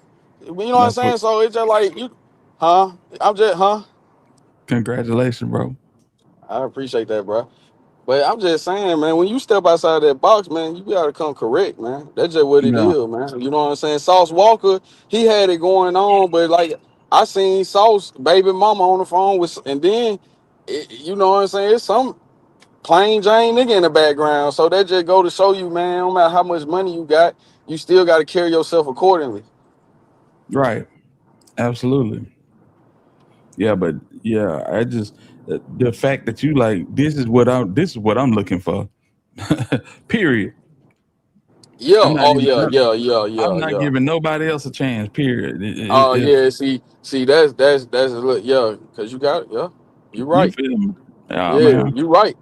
You now, cause you do got some like I never speak out against the women community, but you got some be like, I don't like this, I don't like that. No, bro, you know I love all women. You know what I'm saying? You Right. know, and Right. I ain't finna be with no ching ching chong and no any damn thing either. You know what I'm saying? But at the same, I love American women. Ain't nothing like the American women, man. I'ma say it like that, man. Shout out Yeah. to American women, man. We got other different beautiful country, but I'm talking about shout out to our country, man. Yeah, man. Hey, but ain't nothing wrong with trying something different if you want something different. Absolutely. Let's get into I'm all for it. let's get into the Yeah. content. I don't Yeah. even think it's allegations at this point because there's audio, there's screenshots going around. She got receipts. And I want to see how he's going to wiggle his way out of this one. Or maybe he's just going to own up to it because he don't care. However he play it, one thing I don't understand for the life of me is this. Y'all know they say hell has no fury like a woman scorned. But also, why do these guys get into it with others who they know got dirt on them? Why do these guys continue to get into it with people they know things about them that can ruin their careers, potentially? It just don't make sense to me. But for some reason, these guys play that risky game time at the time. But this time we have Texas rapper Sauce Walker, and it seemed like he's stuck between a rock and a hard place right now as his BM is exposing him for acting like he's rich. However, his bank account says otherwise, as it seemed like he has been borrowing money from the bank. Then on top of that, a new audio has been leaked where I'm sure it came from her as well, but she recorded Sauce Walka stating that he would get her jumped again or put his own hands on her, and then in the process, he takes it a bit further and says that he would get Drake car shot up. He did say that. Yeah, buddy. And it's your baby mama. Y'all seen that picture. Y'all seen that picture, right? It looked like they swinging on swings and got hammocks and shit back there. And you take somebody and put them in a beneficial situation and they just expose the shit at you. But that's how it happened. That's how it happened. And you ain't gonna do nothing. You ain't gonna do a damn thing. No. I'm gonna just leave that where it's at. Think about it what you will. Stating that he would get her jumped again or put his own hands on her, and then in the process, he takes it a bit further and says that he would get Drake car shot up. Tequila, salute to you. I see you in the building. Salute to you. Shout out, say ain't nothing wrong with swimming in different waters. Our race population is being slimmed down by the minute. So it's important to keep the potency of our race strong. Black queens. Black queens for me. I agree. But yeah, that shit wild. Sheesh. Then in another audio, he could be heard on camera saying he don't care and F his own kids. Now, if y'all know anything about Sauce Walka, he prides himself on being this pimp, having girls make money for him, and oftenly speaks about how much women he got, shows off his baby mother Bambi, who also does explicit scenes with him. So you would think if you out here allegedly having women make money for you, calling yourself a pimp, you would respect the game. Threatening another man because he smashed your baby mother isn't player, especially if y'all not even together. So imagine actually trying to unalive someone over someone you're not even with. Fellas, as I always say, women are the number one leading cause of death amongst us, and at this point, it's not even their fault. It's due to tender guys who can't stand the fact that women no longer wants them. And then they portray one image in public, but then they move a whole different way in private. Nasty work, y'all. And out of all people, I would assume that Sauce Walka would be a little more smarter than that than to be saying something like that over the phone, knowing it's a big possibility that this girl was going to be recorded. Either he didn't care or he just didn't think that she would do that. Yeah, well, she did it. She did it. Ken said, my wife from Ethiopia, the best choice I ever made. She beautiful, she listens, and not afraid to work with me and build. No attitude, very family-centered. Salute to you, Ken. Hey, but that read kind of funny. I ain't gonna lie. Them attributes, just know.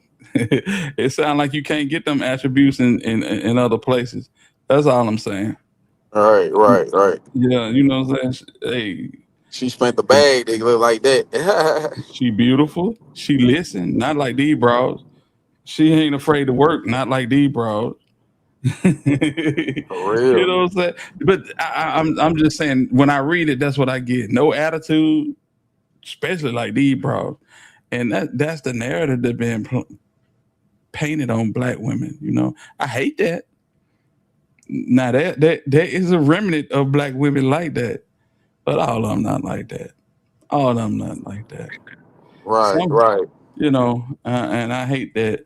You know, they get painted with such a broad brush, and then hell, we get painted with a broad brush too. Angry, violent, not process driven, not solution oriented. You know, things like that. You know, can't lead. That's some real shit. Most guys are emotional. Can't think, just emotional. See, there you go. I didn't see your comment. I just said that. But to see, that's a narrative that's been ran. A lot of us are very good thinkers, very organized. You know, but hey, man, people gonna think what they think. They're gonna think what they think. Different and from the motherland, Ken. Shout out to Irv in the building. I see you, homie. Who knows? But we're going to get into everything, y'all. But before we do, make sure you hit that thumbs up button, hype the video so we can get into the algorithm. And if you not subscribed to the platform already, make sure you do so now. Let's get into it.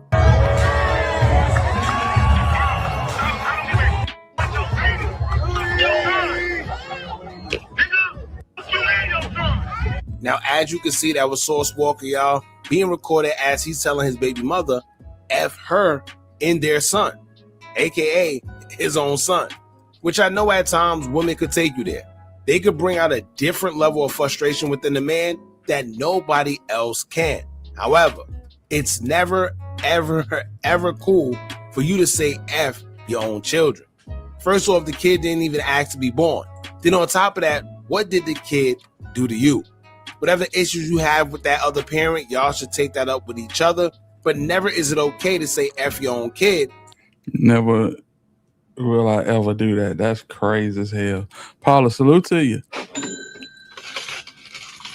I appreciate it. Yeah, you don't slander the kid because you in an argument with the mother. That's wild.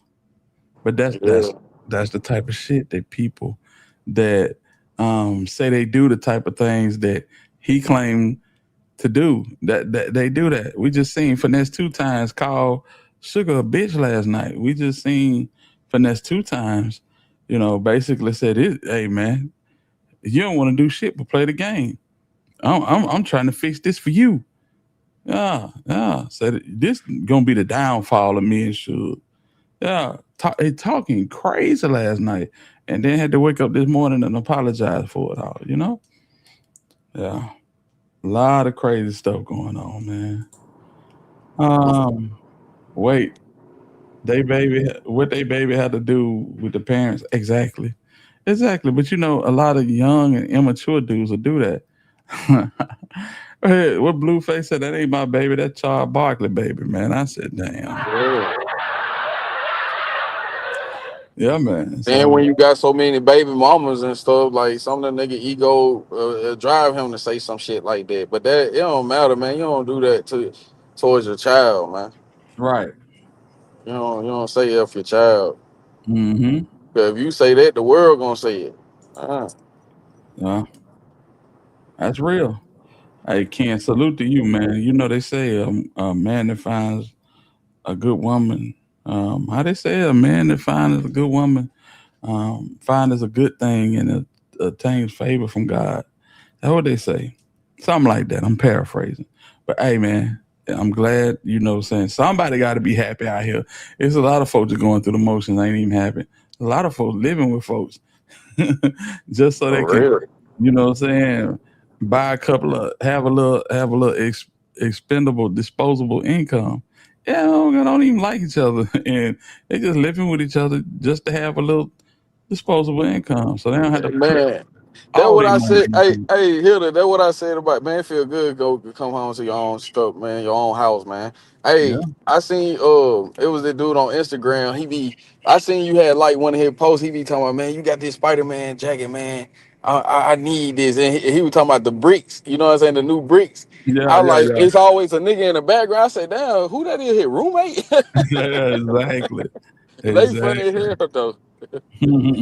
No, but man, hey, man, it's real out here, and it's like, man, 2020, man, and then naturally, you know what I'm saying, man to woman, man, hey, man, do your thing, Right. Shit, because there's a lot of weird stuff going on. Absolutely, bro. I swear. K Dizzle said, turn off the in-live ads if you like Hitter. There's a glitch across YouTube that is turning the switch back on. You gotta put me on game on that. Back on, yeah. Turn off the in-live ads if you like at the Hitter. There's a glitch across YouTube that is turning the switch back on. I'm gonna look into it, homie. I appreciate you. Cyber. It comes to matters of the heart. And we back. Emotional. I agree, homie. Yeah. Hitter. The women of our culture are the most neglected, unprotected, etched and disrespected, but also the strongest. That's why they say we have an attitude. No, we don't have an attitude. I agree. I agree. There's a lot of folks that don't want to do nothing. They don't want to help me. They don't want to help make. They just want to be taken care of. You know? And if they can find them a simp, somebody that's gonna have a sucker attack because they look good, then they'll do it. They'll do it. They'll commit to that and string buddy along.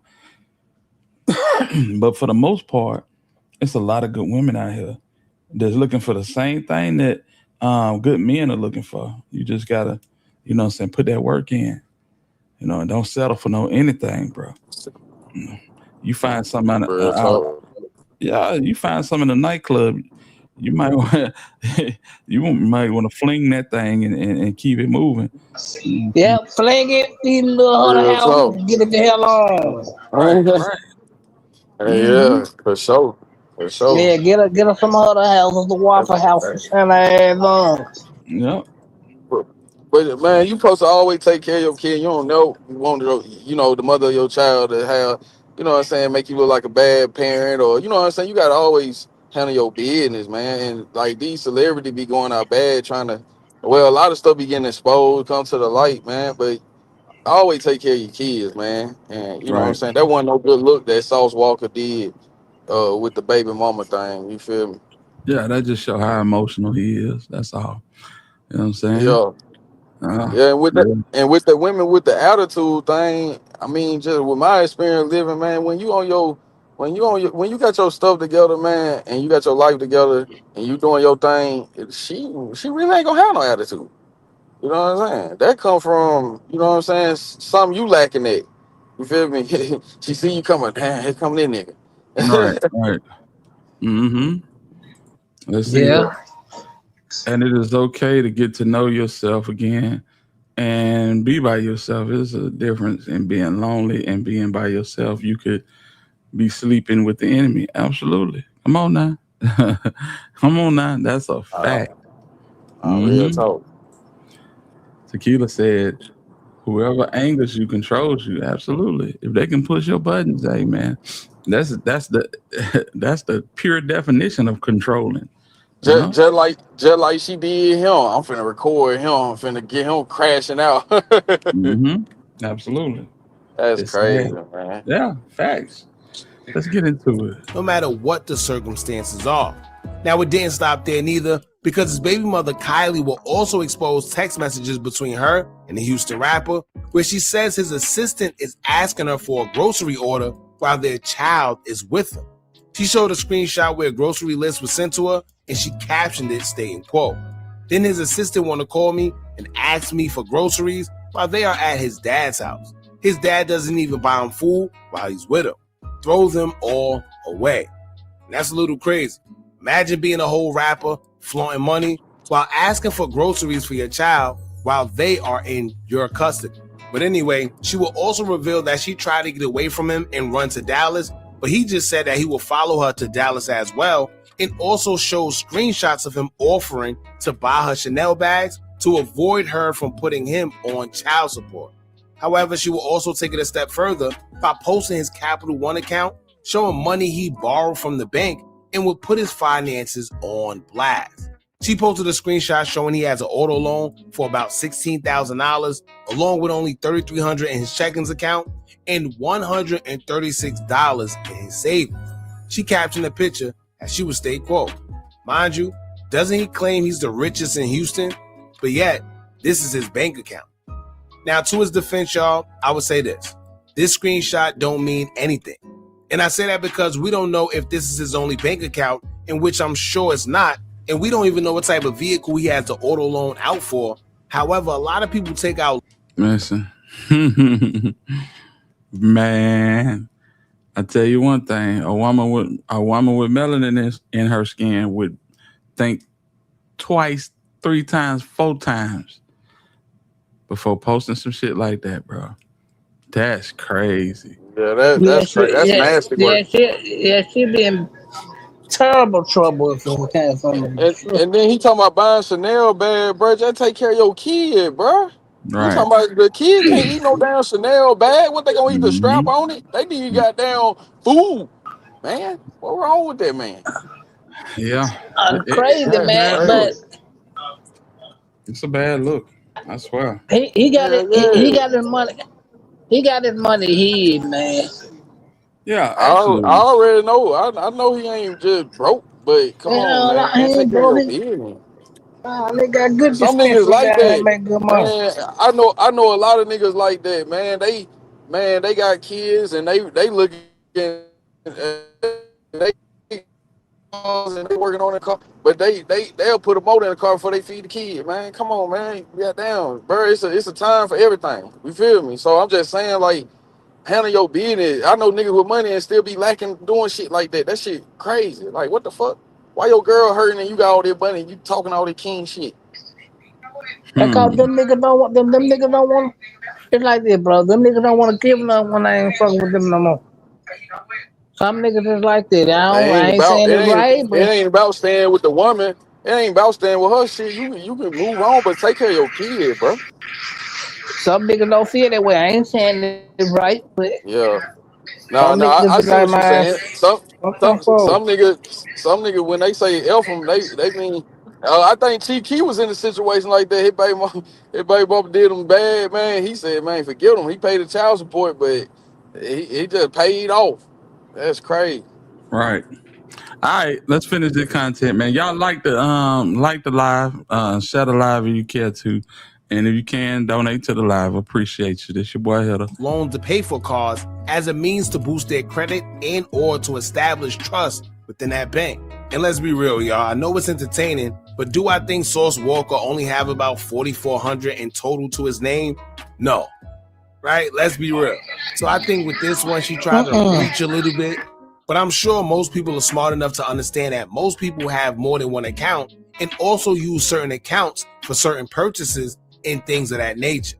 Like me, for instance, I personally have a credit card specifically for subscriptions only and stuff that I know I have to pay every month. And I use that card only to pay them off on auto pay, which will help build your credit. Quick little tip for y'all out there, but a lot of people do it. Anyway, here's where it get a little crazy, right? Because Kylie will also reveal a conversation between her and Sauce Walka where he threatens to have Drake's car shot up. Y'all check this out. Why? Yeah, you handle me. You already handle me. So what's the matter?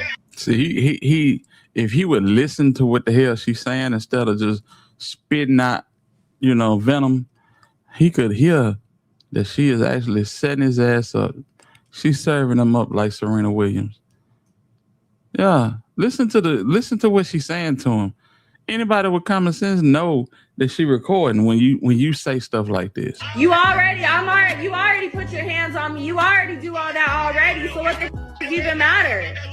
I got you jumped by my house. I will put my hands on you though, but I didn't. You got jumped by my black house. It's shit on video. Yeah, because you had me set up. Are you proud of that? Does that make you feel good? I will get you jumped again. I don't give a. Just like I get Drake smoked, I will get Drake car shot at. Man, you better for real life with a hell. I don't give a. Nobody talking about. Okay, you need to calm down. No, I don't need to do nothing. Yeah. And the irony of this all is this, right? Just like a month or so, maybe a little more than a month ago, we seen Drake and Sauce Walka in the club together, and many people thought that the little tension and feud that they had from before was over. But I guess not. And this is why they say you can't trust everybody, because just think, a couple weeks ago they was in the club dapping it up. Fast forward to now, we hearing that this man is threatening to have this man's car shot up all over a female. Crazy. And to be honest with y'all, some people are surprised, but y'all also have to remember that Drake is affiliated with Mob Ties, and I think we all already know the tension between Sauce Walka and Mob Ties that's been going on for the longest. Yeah, you just said that it wouldn't be no Drake without Houston. It wouldn't be no Drake without Houston. Okay, so at the time, why did Drake not? It's still to this day. Why did Drake not have no bunch of records with Houston artists? You didn't doing that with Atlanta. If you love Atlanta, and you got it's 7, 8, 9, 15 artists that you got songs with in Atlanta. Because why? Yeah. Not only does it not only does you know that the city of Atlanta was gonna look at you weird for not doing that, look at you and feel a certain type of way by you not making those songs and making those moments with that city, but you knew that it was also beneficial for you as an artist to make music with these songs, because the leveling of stardom and momentum, it feeds each other, versus you feel that I'm just the A-side artist that's lifting up this musician. But as far as the city of Houston, you looking at it for the market share. All of these country people in Houston, they got all of this land, all these clubs, all these women, all these people in these big arenas and events that's going on, but they don't have a large community and representatives of people that are knowledgeable about the music industry, that have resources that can say, hey, y'all been around this artist and you helped them, you was in the studio when they was making that song, you told them to add this and this on the hook, you get a couple writer points for that. Or you was up in there when you made the beat, you supposed to get, okay, y'all was in the, you brought him to Houston and you took him to this club and you took him to this hood and you introduced him to Charlamagne. It's a feature and the song come behind that. In every other city, it's a long list. California, it's a long list of artists from the Bay all the way to LA. They got Drake's songs with Drake. So how did Drake love Houston so much at that time and not have music with artists that you are uplifting from this community? Me, I don't care. It's bigger than me. I didn't care about the song with me. A whole lot of sense to me. You know what I'm saying? It sound like you're making a whole bunch of sense, but all he's doing is hot railing for the fact that that man smashed this old lady. That's all that is, man. And yeah, he didn't dress it up, made it look good. But we all know what it is now. It's crazy. I look at Sauce a little different. I'm not gonna even hold you. I look at him a little bit different. And I always, you look at him, you like, yeah, bro, kind of get you goofy vibes, but I'm not gonna hold you, bro. After this, and I'm telling you, I'm gonna just leave it at that. After this, yeah, I feel like he need to reinvent his whole brand. What y'all feel about that? Sound like, man. Yeah, and take it a little bit more serious. For real, for he be some queso. If it be like queso. Right. For real, man. It's just like, all that P shit and all that, it's cool. It's cool. You know what I'm saying? Even though that's a federal offense, the world has changed drastically. And the fact that your choices and your taste is your taste, it don't do nothing but put more heat on you from law enforcement. Yeah. You heard in that clip, he said, I got my black hoes to jump you. I mean, what do that mean? Yeah, that's crazy. Yeah. That's crazy. We know what that means. Yeah.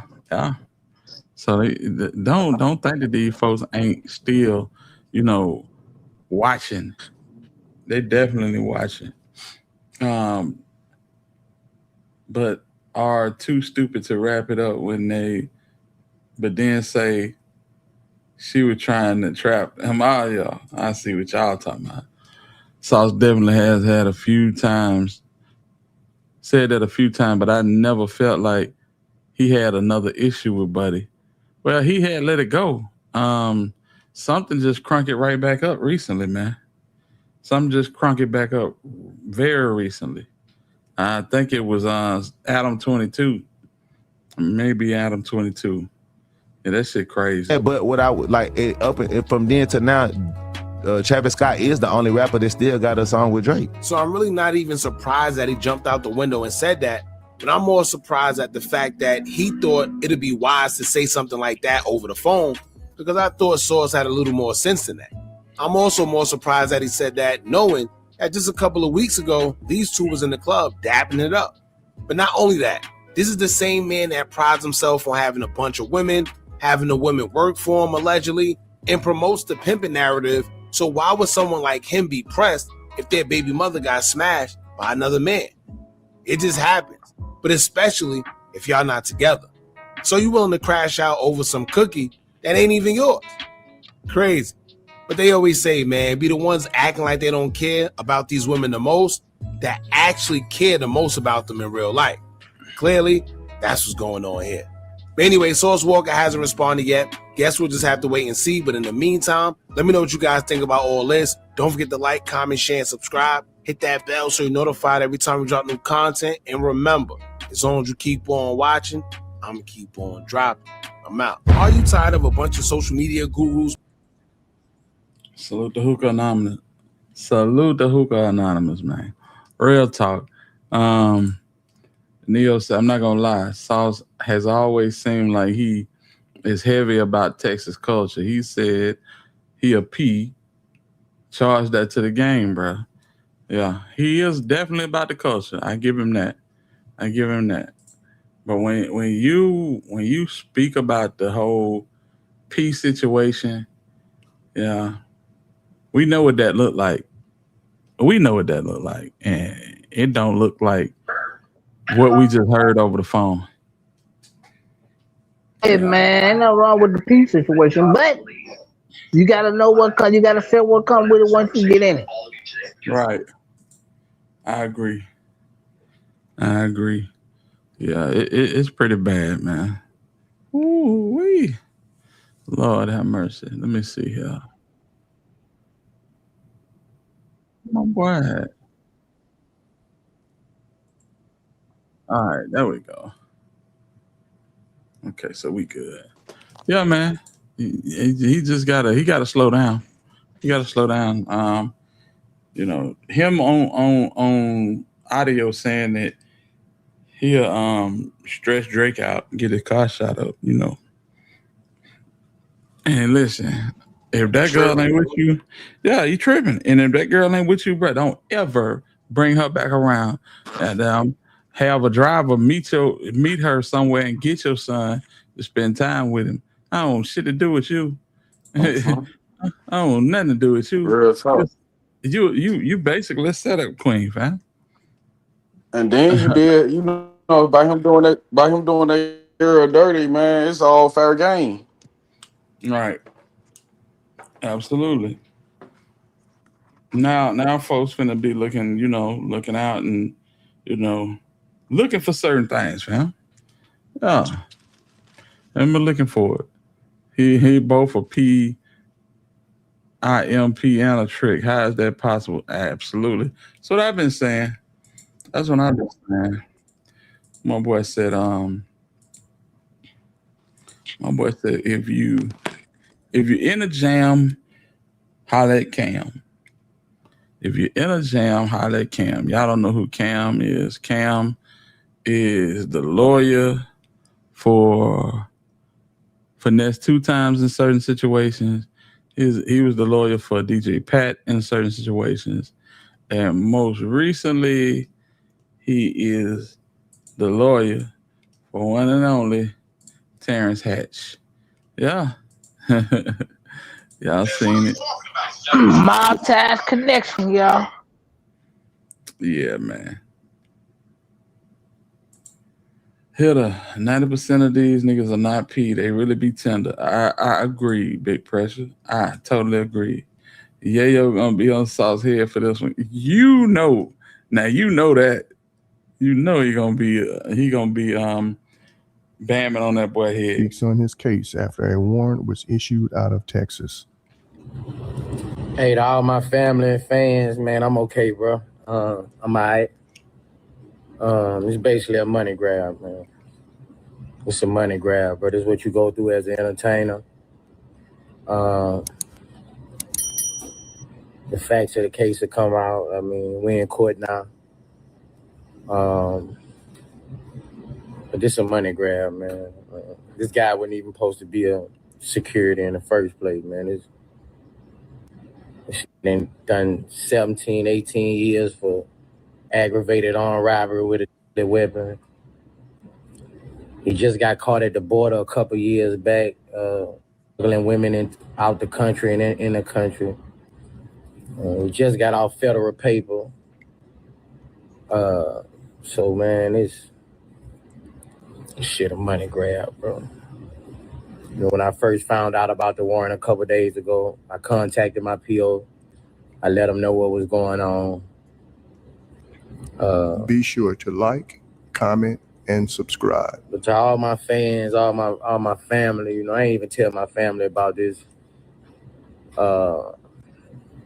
This was going on, you know. I'm alright though, man. It's just life. Life be lifing, bro. Life don't be lifing. You live in a palatial estate, fool. Why are you in a hookah club, man?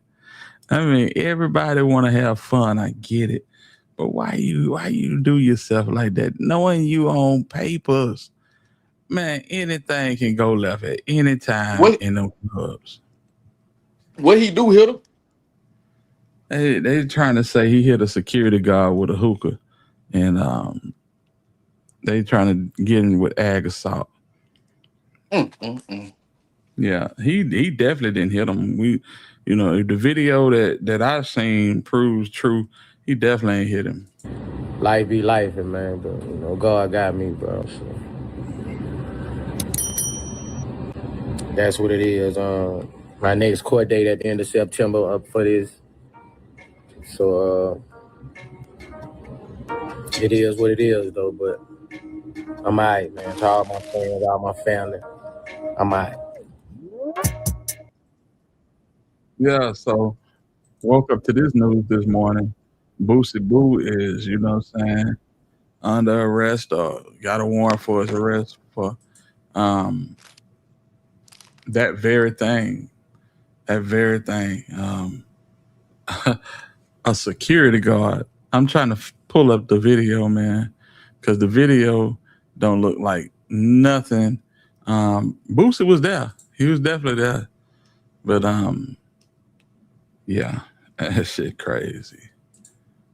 Bossie always getting into some stuff, man. Yeah, I agree. Stuff ain't got nothing to do with nothing, bro. Let's see. All right. Let's see. Black Barbie funny as hell. Oh, man. Here we go. Let's get to it, man. So sick of Bossie, man. I mean, you know, that's Bossie. Loud and obnoxious, man. All the way, all the time. Bossie better pray that the security guard gets the charges dropped and he pay him out, because if not, he's going to jail and then he's going to the feds. On May 24th, 2026, I, Officer D. Meacham, was working an approved extra job when we were notified about an incident that occurred at 1720 Main Street, Houston, Harris County, Texas. I then met with the complainant, Mr. Edward Eaglehart, who I find credible and reliable. On Saturday, 5/24/2026, at approximately 0200 hours, the complainant, Mr. Edward Eaglehart, employed as a security guard at the nightclub, stated he was assisting with clearing patrons from the establishment due to closing time. Mr. Eaglehart stated that while escorting patrons out of the nightclub, an unknown female... You fun as hell, Big Pressure. he sound like what Gotti doing. Yeah, that shit ain't go over my head. I knew exactly what you were doing. Requested to use Mr. Eaglehart Gotti on a boat in Italy. The restroom facility was closed because the establishment was no longer open to patrons. According to Mr. Eaglehart, the female became upset and intentionally struck him in the face with her elbow. Mr. Eaglehart then stated he then began escorting the female out of the establishment. While escorting the female toward the exit, the female dropped her cell phone and keys onto the floor. Mr. Eaglehart stated that he bent down to retrieve the female's belongings. He suddenly felt an object strike the top of his head, causing immediate pain and injury. Mr. Eaglehart stated that when he turned around, he observed blood running down his face and observed the defendant holding a broken glass hookah vase in his hand. Mr. Eaglehart believed the defendant struck him with the broken hookah vase, causing the injury to his head. As a result, of the assault, Mr. Eaglehart was transported to St. Joseph Hospital for medical treatment, where he received 8 staples to his head. Mr. Eaglehart stated that he was experiencing pain from the injury and wished to pursue criminal charges against the defendant. Mr. Victor Childs, employed as a security guard at the nightclub, stated that he witnessed the incident involving the complainant, and the defendant, Mr. Childs, stated that he was assisting the complainant with escorting the unknown female out of the establishment. Mr. Childs stated after the female dropped her belongings to the ground and Mr. Eaglehart bent down to retrieve her belongings, he suddenly heard sound of glass shattering. Mr. Childs stated that immediately after hearing the glass break, he observed blood later determined to be the complainant's blood dispersed onto the floor and surrounding area, along with fragments of glass hookah base. Mr. Childs stated that when he turned toward the disturbance, he observed the defendant holding a broken glass hookah base in his hand while yelling at the complainant. That ain't what I saw. That ain't what I saw. Far from it, as a matter of fact. The complainant and witness both identified the defendant by his stage name, Bossie Badass, and pointing to his picture on the big screen inside the club. Both the complainant and the witness also stated he was a host for the club. Don't worry, this is going to be a little bit of a longer video, so make sure y'all hit that like button if you can. If you can't, then it is what it is. But the second part of this right here, Brett, is a head scratcher because I'm starting to question all paperwork from now on. What you mean, Nash? Well, check this second part of this goddamn charging document. Roll it. If you ever wish payday came sooner, this might actually help. There's a banking app called Current with a bunch of useful features. And when you switch your direct deposit, so to school to learn how to write, because this is written all wrong. The complainant was and is supposed to be a marked security guard wearing A. You cannot put and in a consonant. And goes before a vowel, not a consonant. Morons. Anyways, let me reread this because this is pretty damn sad. I know I'll be messing up reading and all that, but hey, I graduated from a continuation high school. It is what it is. The complainant was a marked security guard wearing. Shut your weird ass up, man. Like for real, bro. We know you a nerd. That's why, everybody comfortable with the fact that you a nerd, bro. But you try to put on that you like this big stepper. You not a stepper. You a nerd, bro. It ain't nothing wrong with being a nerd, bro. But you gotta pick one. Nash, Cedric Adams. Wearing a black collar shirt that reads security, dressed in all black. I observed, golly, a laceration to be located at the top of the complainant's head with blood located on his head. We was later informed by club promoter. You mean we were? Bro, what the hell? I'm sorry. By club promoters and club owners that the female involved in the incident in the defendant's. You mean is the defendant's niece? What?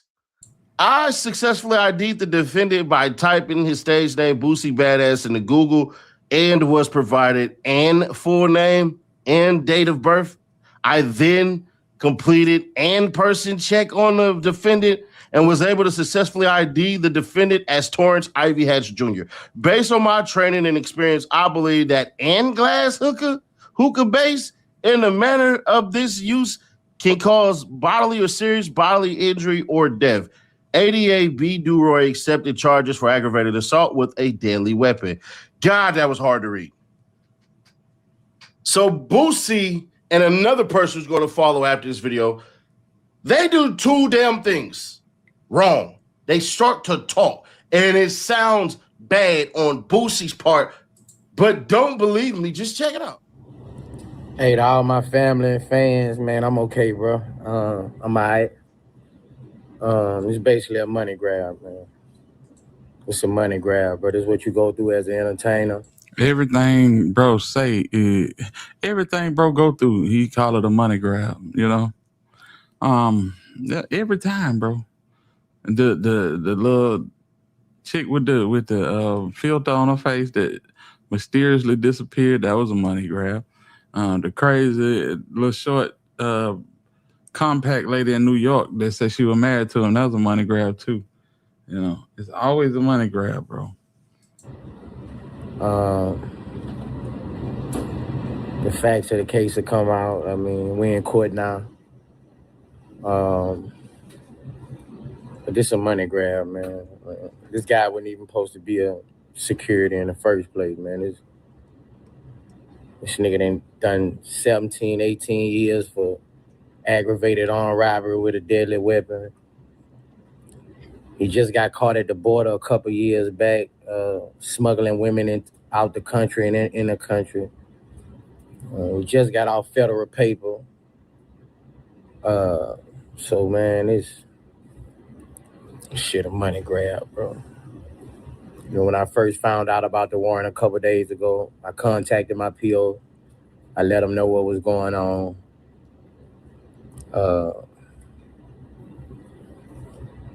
But to all my fans, all my family, you know, I ain't even tell my family about this.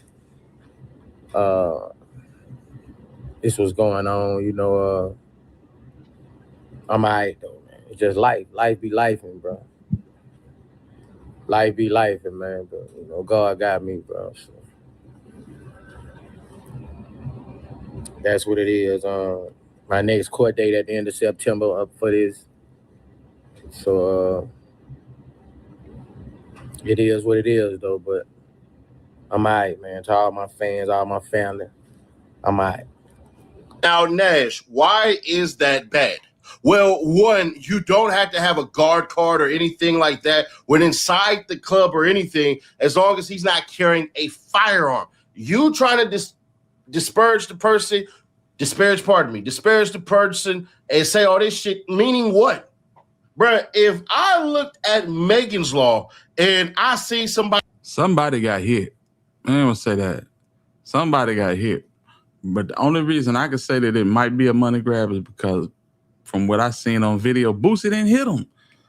So, you know, that would constitute a money grab. You look for the richest person in there and you say, yeah, he was the one that did it. Yeah, that's a money grab. freaking people to hate him based off of what you did, based off of your niece being a spoiled ass brat, because that's what you raised. Well, his lawyer makes it 1,000 times worse. You ain't gotta believe me, but I'm telling you right now, this shit is dumb. Your lawyer is worse than you are. I would fire my fucking lawyer. The probable cause was read by the state. They alleged. That's Cam. That's Cam. Cam went to the hearing. Cam came to the hearing and told these folks that Bossie threw the bottle in self-defense. He threw the hookah in self-defense or something like that. That Mr. Hatch hit someone in the head with a hookah bottle, a security guard at this club dome. And what's the charge? Aggravated assault with a deadly weapon. He's doing good. So we plan to vigorously defend him and investigate the case and see where we are. We believe he was defending another person. And so we want to be able to show the state that and hopefully get this case dismissed. So today the judge set an $85,000 bond and allowed Mr. Hatch to do a walkthrough bond, which allows for him to go with a bail bonding company and make the bond. So the bond conditions are to stay away from the place where this situation occurred, as well as to not have any contact with the complaining witness in the case. And we have a new court date of September 15th. I just would ask everyone to reserve judgment and let this case play out in the courthouse, in the courtroom, and not in the media. So what did your lawyer just prove? Your lawyer said that you assaulted him. Your lawyer said essentially that you actually are guilty of that, but in a certain way of self-defense. Okay, Bossie. Okay, lawyer. If he's security, right, he has the permission, whether you want to acknowledge it or not, he's established by the damn club to uphold trespassing laws in violation of code conduct, meaning he can throw her ass out of there. If you disagree with that, you had to call the police, you had to file charges, you had to do certain things, or you can get in the middle of and prevent attacking somebody from behind.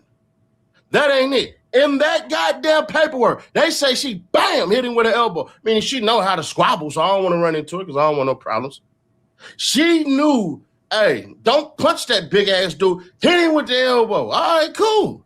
Shout out to her for having the wherewithal. But baby, you got your ass drug up out of there and threw your stuff all on there. And him being nice, he decided to pick her shit up. Me personally, I've been a bouncer in this situation before. Your ass getting out and then we'll hand you your stuff after you leave the premises. But Boosie's lawyer just confirmed that he actually did do this shit. Boosie, let me give you the best advice anybody is ever going to give you about this situation. Pay the man. Pay the man and shut up about it. Pay the man and shut up. Because if he decides to take it to trial, you already knew he was wrong when he didn't go civil. He went criminal the night of. Nigga, that don't scream money, paper grab, and all that shit. See, for me, I don't take Boosie at face value anymore. I dig it a little deeper. Because knowing what I know behind the scenes, you put yourself in situations to lose. If you ever talk to your nieces and nephews, and because we have a little bit of an older crowd, your little brothers and little cousins and all that, you know what you always do. You tell them about putting themselves in situations that forces them to make a choice.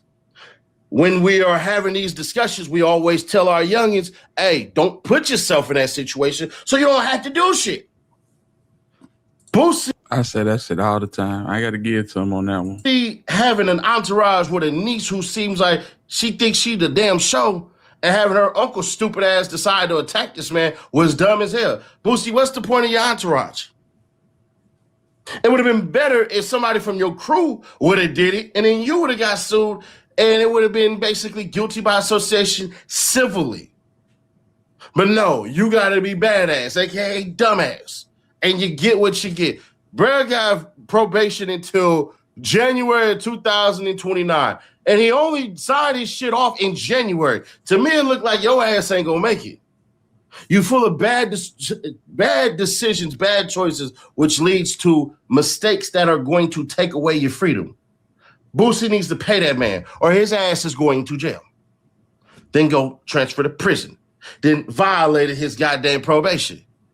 Yeah, all that shit, bro. He did that shit, flat out. And you know he did that shit based off of what his lawyer said. The man doing his job, escorting your ratchet ass niece out the building, ain't in the wrong. I don't give a damn what he did before. It doesn't matter. You didn't know none of that shit beforehand. So what the hell are you talking about? Because if you did, you would have told him, the promoter, hey, we don't want him in here. He didn't traffic people. He didn't did this. He didn't did that and all that shit. And he ain't even supposed to be here. But you didn't. You found that out later. I don't want to hear that bullshit. But y'all, let me know your thoughts on this one. I know about 23 of y'all probably going to say, oh, no, say that ass. Boosie. He wrong. He can't do no wrong. All right, shout out to Nash. But just to sum this up, man, look at this, man. All of that was said, but what I'm seeing right here, I mean, I don't see no damn Boosie throwing a bottle. I kind of slowed it down with my phone. You know, on an iPhone, how you can do that thing, and then you can actually see the guy that's throwing the hookah. See, look, this guy right here, he has a hookah in his hand. Now, Boosie is behind that guy. I'm guessing this might be Boosie's security, but he got the hookah in his hand, and he's lunging back, boom, throws the hookah in slow-mo. You can see that's obviously not Boosie throwing the hookah at all, right? But Boosie's right there. So this is the guy throwing the hookah. This is Boosie right here. Yeah. That's crazy. And then he gets closer to Boosie, and he's kind of like pushing people away from Boosie that's trying to get to Boosie, which looks like possibly the security guard that's at the actual place, right? And then I got it on another slide, even more slow-mo. Like you can obviously see he's throwing it. Boosie's not throwing it. So I don't know why the blue hair Boosie's actually charged for throwing the hookah because it wasn't him that actually threw the hookah. And the lawyer should have known that before he, you know what I'm saying, spoke at a damn hearing. That's crazy. But yeah. That Boosie. Boy, bro, slung that bitch like Steve McNabb, bro. Now, What I will say is also what doesn't match up is I'm gonna read y'all the police report. The police report even sounds a bit. It's like the security guy said he was trying to take a girl. Let me just read the report directly to y'all so y'all can actually see what I see and hear what I hear. What up, Angel? What up, ZK? I see y'all in the building. Salute to y'all. Hope y'all hit that like button. So let me go ahead and give me here. So this is allegedly the police report right here, right? It says, obviously, there's a felony charge of aggravated assault. It says, in the name and by the authority of the state of Texas. Before me, the undersigned Assistant District Attorney of Harris County, Texas, this day appeared in the district affiant who under oath says that he is in good reason to believe and does believe in Harris County, Texas, Torn Ivy Hatch Jr., hereafter styled the defendant, hereafter on or about May 24, 2026, did then and therefore unlawfully, intentionally, knowingly, and recklessly caused bodily injury to Edward Iglehart, hereinafter called the complaint, by striking a complaint head with a glass hookah, and the defendant used and exhibited a deadly weapon, namely glass hookah. It says a probable cause. Affiant Devon Mitchum is a certified peace officer currently employed by the Houston Police Department. Affiant has good reason to believe and does believe on 5/24/2026 in Houston, Harris County, Texas, Torrance Ivy Hatch Jr., better known as Bossie Badass, DOB 11/14/1982, identified by FBI number 233809RB4. Hereafter, the defendant did commit the felony offense of aggravated assault with a deadly weapon. On May 24, 2026, I, Officer D. Mitchum, was working an approved extra job when we were notified about an incident that occurred at 1720 Main Street in Houston, Harris County, Texas. I then met with the complainant, Mr. Edward Iglehart, who I find credible and reliable.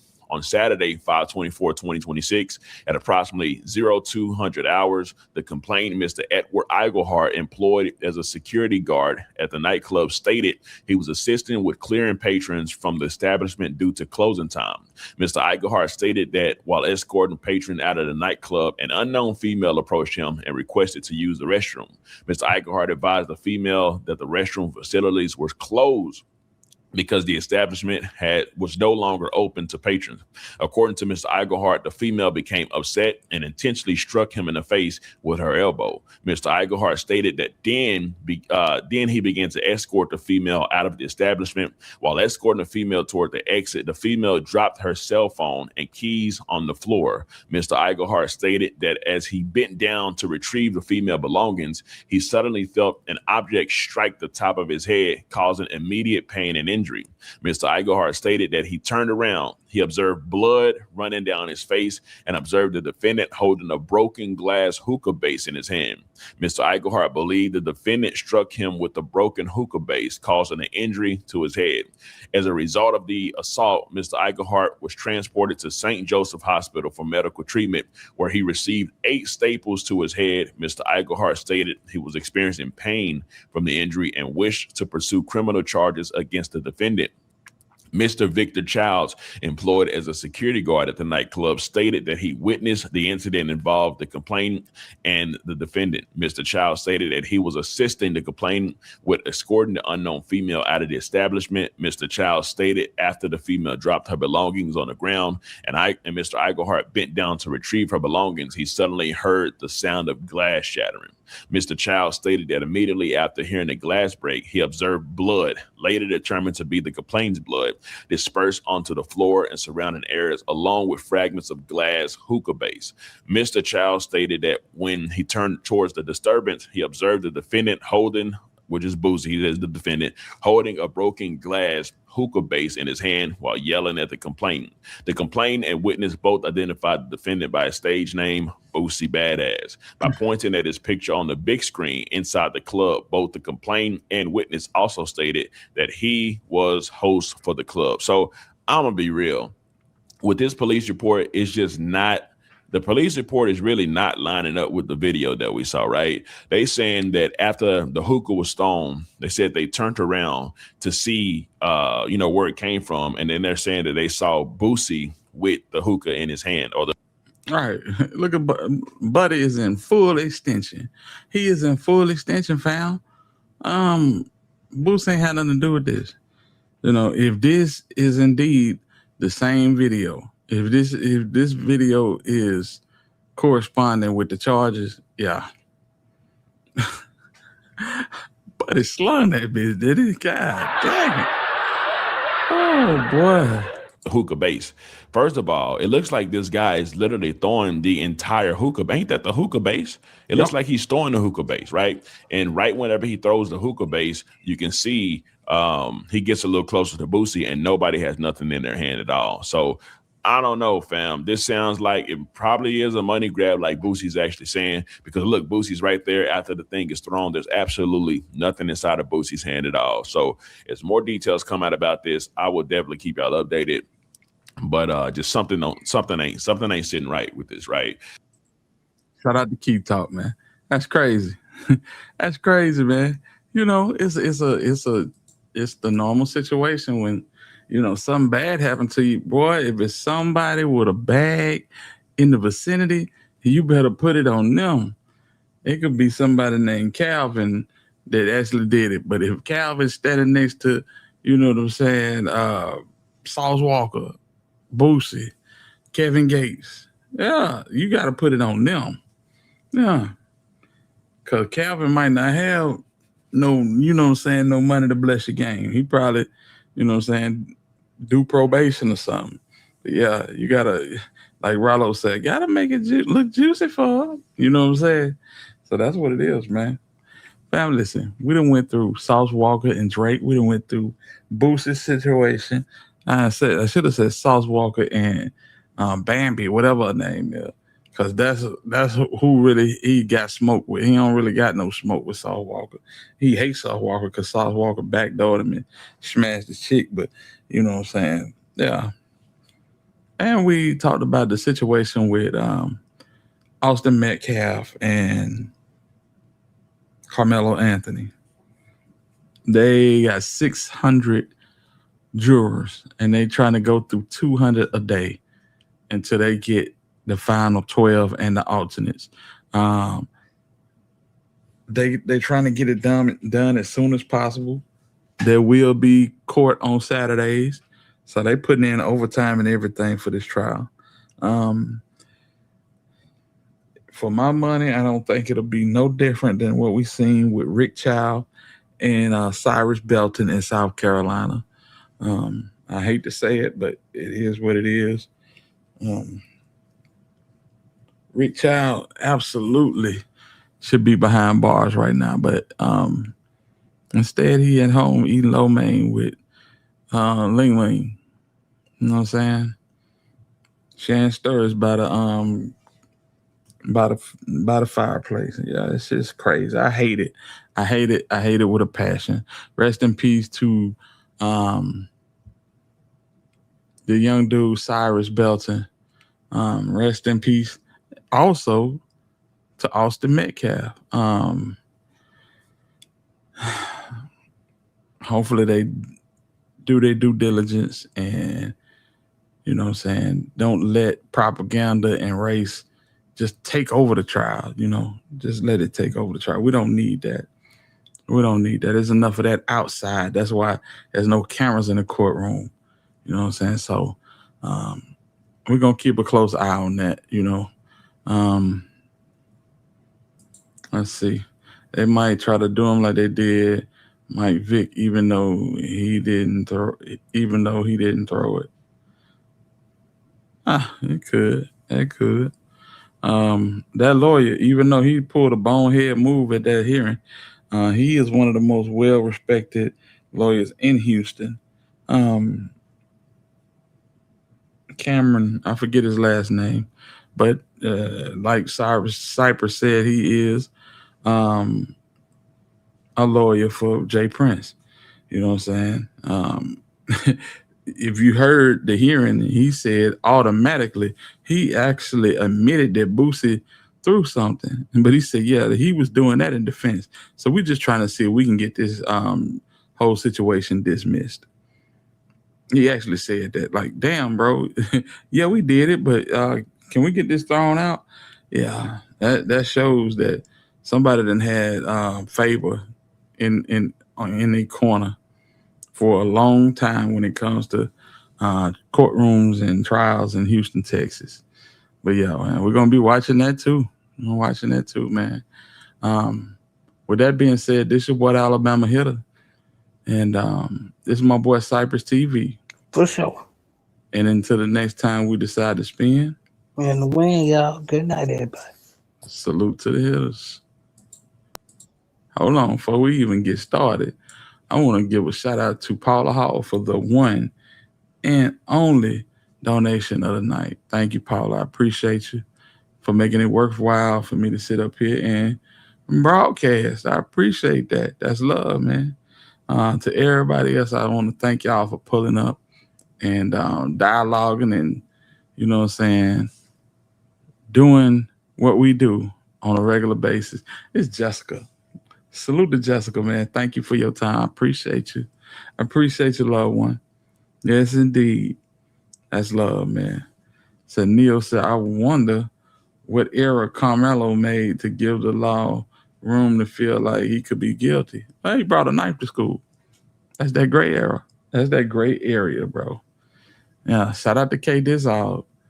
Shout out to Cheddar. Shout out to ZK, The Black Barbie, Paula Hall once again. Positive vibes. You know what I'm saying? Angel the Real Boss. My sis, the Divine Black Rose in the building. Tequila in the building. I thank all of y'all for pulling up every time I pull up. You know what I'm saying? Big pressure. I salute you, bro. Okay, Dizog, I salute you as well. Neo, salute to you. You know what I'm saying? And thank y'all for the support. Thank you for the support. I greatly appreciate it, man. You know what I'm saying? Run that replay back and listen.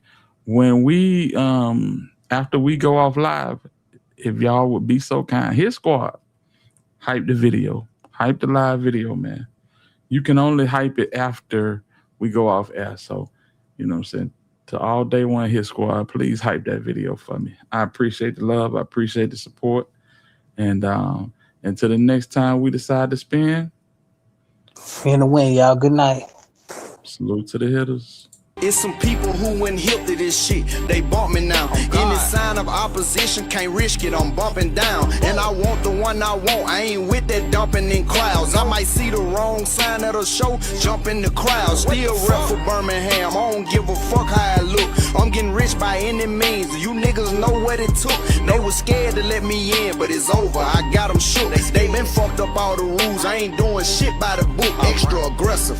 In that confrontational smoke, I'm the aggressor. And I ain't scared of shit. I'm learning how to deal with pressure. They pay me all this money. My drive different like Tesla. My white boy handle rock and we call that nigga professor. And me and Real Money, New Dame Dash and Jigger. This money got me fucking better. Like I'm off a jigger. My white hoe said I've been faithful too long. Come and hit her. My brother Aaron Judge, what that mean? That's my hitter. I'm switching up on my demo. 20K just to speak. I hope that you got the memo. My dick done been in her cheeks. So much music in this clip, I done been in here for some weeks. How the fuck is we competing? Your shit ain't get up the street. I'm on YouTube every day. I want money like Mr. Beast. Why the fuck you fighting this girl and your name ain't even on the lease? They can't treat me like I'm local, like I ain't been having reach. I just checked the demographics, they playing me out in Greece. Let's set the record straight. I've been him since the age of 8. They play with me round 7. I had they spot sprayed at 8. I ain't kissed no rapper's ass. What that mean? I had to wait. Then Johnny came and got me and he made it worth the wait. 25, I got the deal. 26, the Savage back. All my niggas swinging arms, but they ain't doing the Cabbage Patch. I told them these beasts is breakfast. This one is Apple Jacks. They say Boochie got the juice, well, bitches a snapper fat. Same place you disrespect, same place I slapped them at. A lot of niggas quit on me, but fuck it, bitch, tap the mat. I'ma keep this shit 100 blood, most these rappers whack. Old era and new era, respect me, no capping that. I'm comfortable around bloods, the GDs and the Crips. Never be too predictable, that's why I switched the whips. From half to quarter flips, to taking them border trips. It go left up on a Sunday, we sliding in quarter zips. Since a kid you was pussy, why you ain't eat it cold? I just bought a brand new blicky, full of them duty lows. Me and Bay just had a threesome, no human, we use the roads. Hood nigga, I'll treat a project chick like Ruby Rose.